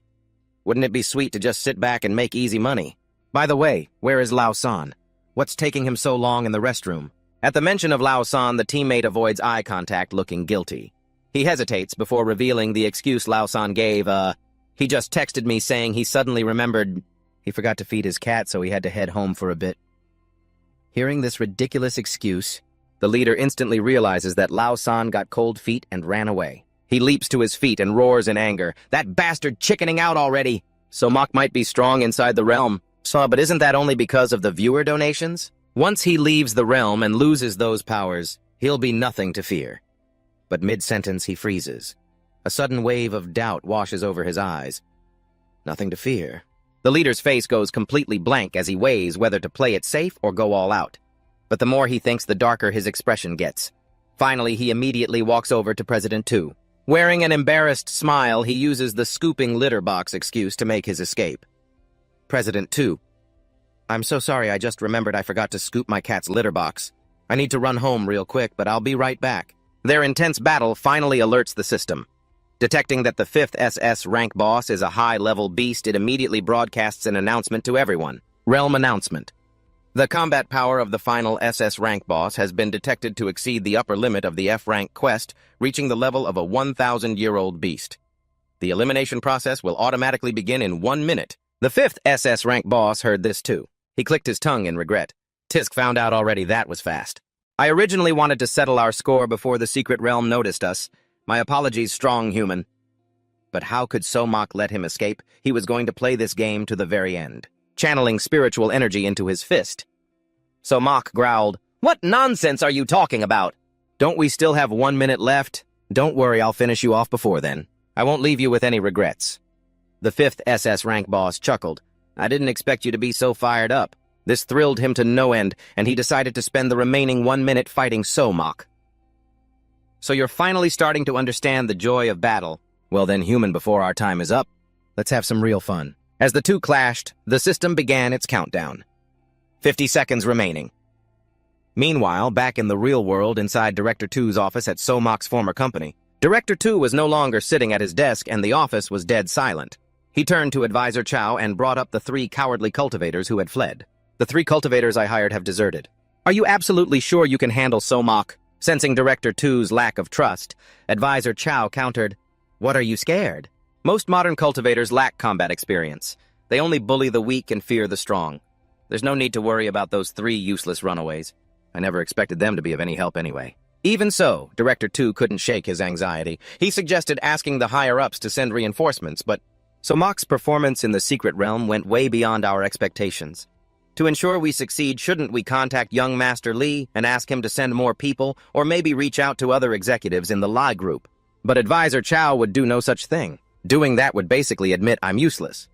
"Do you want me to report my own incompetence to my boss? Or do you want to blow up the issue of the project deficit?" For the amusement park project causing young Master Lee Konghan to lose face in front of his family. Fully confident in his own abilities, he reassured Director 2, who was shaking in his boots. "Don't worry. Excluding his bonus buffs, his combat power and mine are about equal. But a true life-and-death battle isn't decided just by raw power or combat stats. It's decided by experience. Although he has extraordinary potential, he lacks combat experience, and that will be his downfall." While they were talking inside the secret realm, Somak and the 5th SS rank boss had already traded over 100 moves. Heavy flesh-tearing blows resounded as the two clashed at a speed that was almost invisible to the naked eye. Meanwhile, the system's mechanical voice counted down, 20 seconds remaining, 10 seconds, 10 seconds remaining. The 5th SS rank boss barely managed to dodge a lethal punch. 5 seconds remaining. Both of them fought with every split second they had to see who would be the one to fall. As the clock reached its final seconds, 3 seconds remaining. Somak paid no attention to the timer. Instead, he unleashed an even more devastating punch toward the boss. Fortunately, at this very last second, his punch killed the 5th SS rank boss. Instantly receiving the update, the system made a global announcement to all cultivators in the realm. System announcement. The final SS rank boss of the 5th secret realm has been defeated by the savior, Somak. Due to the final SS rank boss's combat power exceeding the limit, the mission's difficulty has been adjusted. The savior. Somak's original reward was 2 million destiny points. Having slain the 5th SS rank boss, Somak quietly looked at the corpse lying on the ground. The live stream viewers still found it hard to believe. They felt like Somak was the real hacker here. Obviously, the monster hacked to deal with a newbie mission, but why do I feel like Godmok is the one hacking? Godmok was the first to harvest so many rewards, so it makes sense that he's this powerful. Inside Somak's live stream room, everyone had heard the announcement of his 2 million reward. They all held a brief moment of silence for the future monsters. Now that the secret realm rewarded Godmok with another 2 million, his future missions, why, it will definitely end with quick defeats for his opponents. Let's take a second to feel sorry for the monsters. But some noticed his solemn expression and asked in confusion, "Doesn't Somak's expression look a bit too serious? He clearly won. And he got so many rewards too." Someone who had been watching from the start immediately explained, "Are you a new fan who just joined the stream? Godmok has always been like this. The smoother things go, the more cautious Godmok becomes." Inside Somak's livestream chat, they felt that his extreme caution was precisely what kept him alive until now. Perhaps this very attitude is the reason why Godmok was able to become so powerful. This was the exclusive panel of the secret realm that only Godmok could see. The cold mechanical system voice announced, "Secret realm announcement reward of 400,000 destiny points. The destiny coins from your quest have been credited to the Savior's account. All new functions for destiny coins are now unlocked. In addition to boosting your combat power, you can also exchange your destiny coins for elixirs and other equipment and supplies in the secret realm's general store." Chumo frowned as he stared at the notification panel. Looking at his remaining balance, he was shocked. Wait, where did my 1 million Destiny coins go? App commission, channel fees, marketing expenses. You've got to be kidding me. Have cultivators really kept up with the times to this extent? Besides using Destiny coins to boost my combat power 50% to the limit, should also be useful in the Secret Realm's general store. Meanwhile, Wu Yudong had just woken up. Walking over in complete shock, she asked Chumo, "You seriously scared the life out of me? Did you really defeat that giant wolf-headed boss?" Seeing her suddenly stand up like that, he said in a worried voice, "Yudong, why are you up? Hurry and lie back down. You're badly injured. If you keep moving around like that, your bones will break. We have to get you to a hospital as soon as we're back." Yudong realized that he had no idea that when a secret realm ends, all injuries automatically heal. She quickly explained, "Once a secret realm quest is completed, any savior inside gets healed automatically. See? My wounds are completely gone." Hearing that she was healed, Chumo breathed a sigh of relief. "Ah, so that's how it works. Looks like the secret realm can be useful once in a while." Realizing that he might also be hurt, she asked with concern, "Wait, are your wounds not healed yet?" He honestly replied, "No, I didn't get hurt at all." Hearing this, Yudong was even more dumbfounded. She could hardly believe her ears. "Wait, you didn't get hurt at all, and yet you killed that giant boss all on your own. Is this what the world of a true master looks like? Are you sure you're not some top disciple of a hidden sect or some cultivation genius born 1,000 years ago?" Hearing this, Chumo helplessly replied, "Where do you even get these crazy ideas? I'm really just an ordinary guy." Suddenly, a strange sound echoed as the secret realm began to fade. Chumo looked at this confused. "What's happening?" He then realized the secret realm was collapsing. Having seen this before, Yudong was completely unfazed, already daydreaming about her bathtub at home.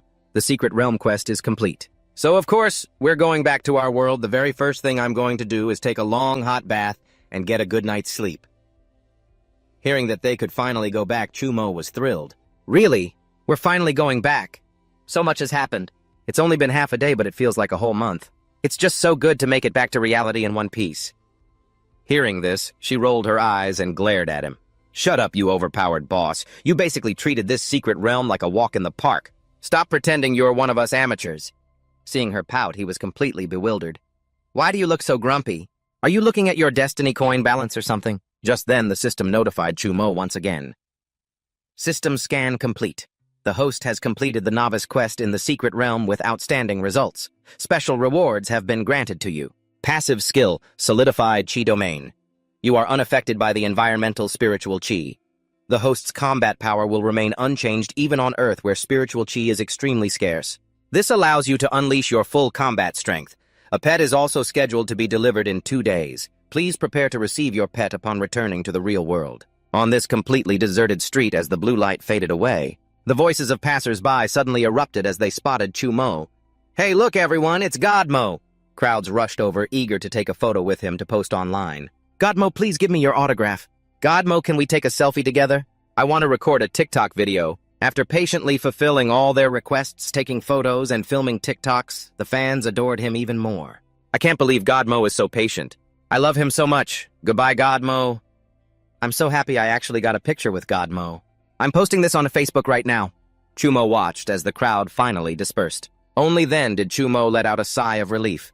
Holding his face tiredly, he muttered, "They're finally gone. What on earth is going on?" Yudong walked over and explained why he was being mobbed by everyone. Everything that happened in the secret realm was live-streamed globally.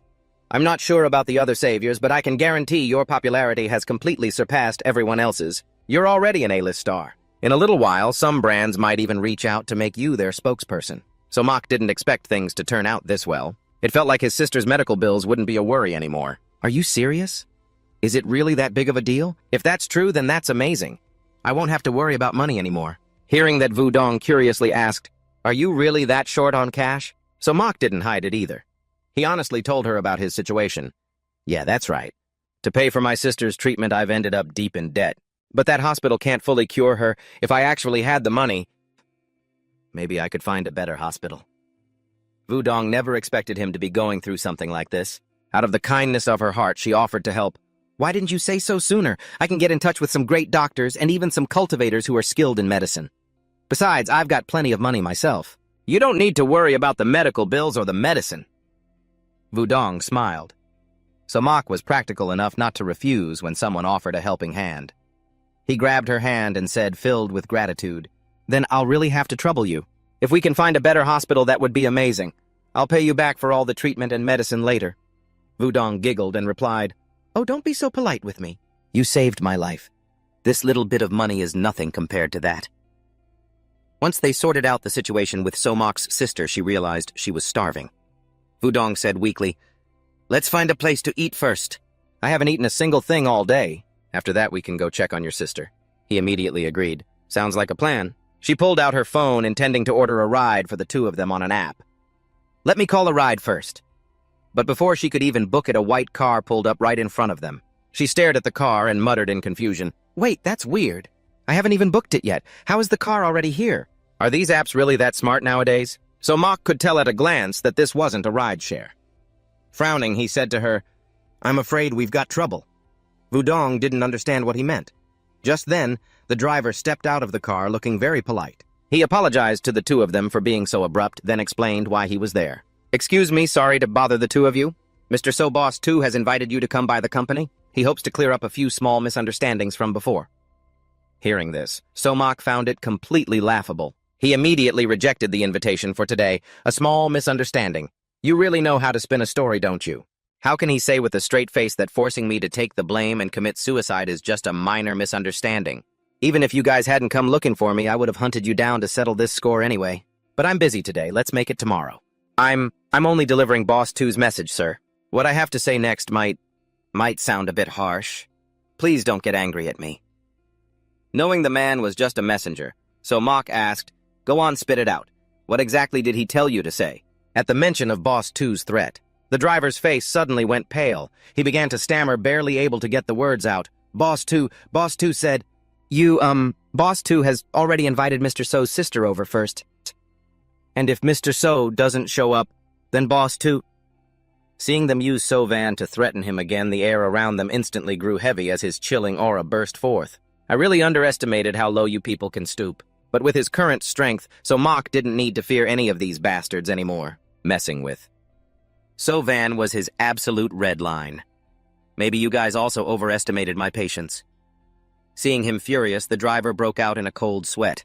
He quickly tried to explain, Mr. So, I'm just an ordinary employee. This is all just Boss 2's orders. I have elderly parents and young kids to feed, not to mention rent to pay.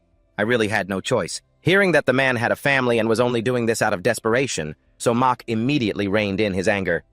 Sorry, I lost my temper for a moment. Lead the way. Let's get your task done. With that, So Mok and Wudong got into the car, letting the driver take them to their destination. The driver brought the two of them to the company headquarters and said, Boss 2 is waiting for you upstairs. I won't be joining you. Please go on up, both of you.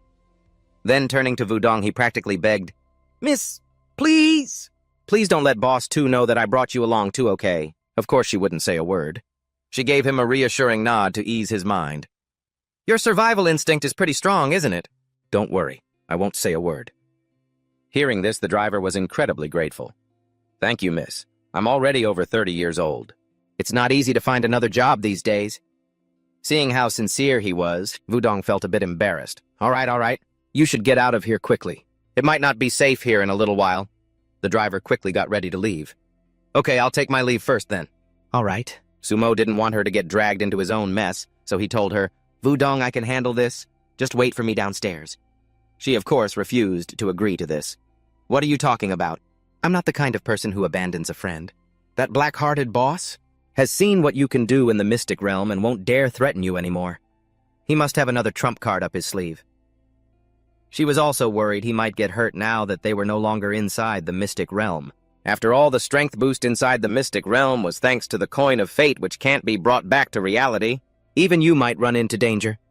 Sumo was about to tell her the truth that he wasn't actually affected by that constraint. But his next words were cut off by Wudong. She raised her phone and said playfully, That's why while we were in the car I contacted a few cultivator friends, who are nearby, and asked them to come over. That way nothing can go wrong. Meanwhile, up in President Tu's office, Consultant Joe could see his intense agitation and said in a cold voice, Your emotions are starting to get chaotic. He didn't deny it, but spoke frankly. At the boundary of life and death, am I not even allowed to panic? Hearing this, he began to lecture President Tu. In Sun Tzu's Art of War, it is said that victorious warriors win first and then go to war. This means the outcome of a battle is decided before the battle even begins. But President Tu wasn't nearly as confident. He looked at him and said in a bitter voice, "Do you really think you have a guaranteed victory? I honestly envy your optimism. After all, a fight between people like you is something an ordinary person like me can't even get involved in. Why should you care how I feel?" Seeing him speak in such a sharp tone, Consultant Joe frowned and said, "That's not true. You've already contributed a lot to my battle." President Tu didn't understand how he could have helped, so he asked, "Contributed?" He explained to him, cultivators may seem powerful, but they have their weaknesses too. Their ability to use spiritual energy depends heavily on their mental state. If a cultivator's mind is unstable, they can't unleash their full strength in battle. Those whose minds are completely clear and unaffected by the outside world are the most troublesome. Fortunately, very few cultivators can ever achieve that state of mind. Before you mentioned that Sumo cares deeply about his sister. Kidnapping her and moving her to a hiding place is more than enough to completely mess with his head. Even if he is a somewhat unusual body cultivator, his strength will drop drastically.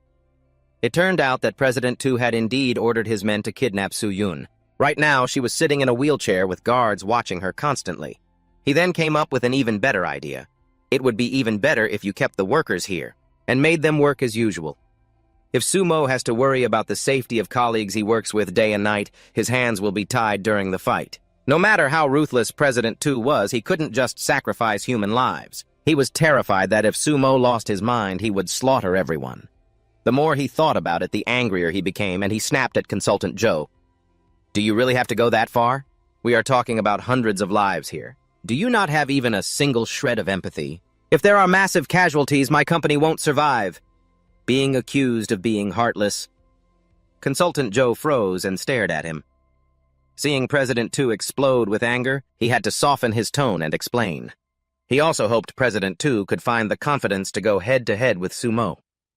"This is just a habit of mine. When facing a strong opponent, the first thing to do is use every possible means to eliminate them. Since you've rejected my advice, at least try to show some confidence, especially in front of Sumo. I don't want your panic to suddenly fire up his fighting spirit." After listening to his calm explanation, President Tu's emotions gradually calmed down. He tried his best to control himself and project an aura of total composure. "I hope those small details you paid attention to can really play their part, Mr. Wang Baizheng." Inside the company lobby, Wudong looked around and saw no one there. She whispered to Sumo, "There is no one in this building. It looks like that President Tu is fully prepared to start a war." Fearing there might be danger, she asked him once again, "Are you sure you don't want to wait a bit longer? My friends are almost here." Sumo gave a soft hum, his voice filled with determination. "I've made up my mind. I don't even know if my sister is alive or dead. I can't just sit here and wait." Seeing how determined he was, Wudong didn't try to talk him out of it, agreeing to go in with him instead. "All right, then I'll go with you." "No, but so Mach won't let you go up there." He came up with a reason to get her to agree to stay downstairs. "You should stay here. It'll help me much more. In case of an emergency, you and your friends can support me from the outside." Wudong didn't insist further. She just told him to be careful. "Just make sure you're careful, okay? Try to buy some time. As soon as my friends get here, we'll back you up right away." So Mach softly replied, "Yeah, I got it."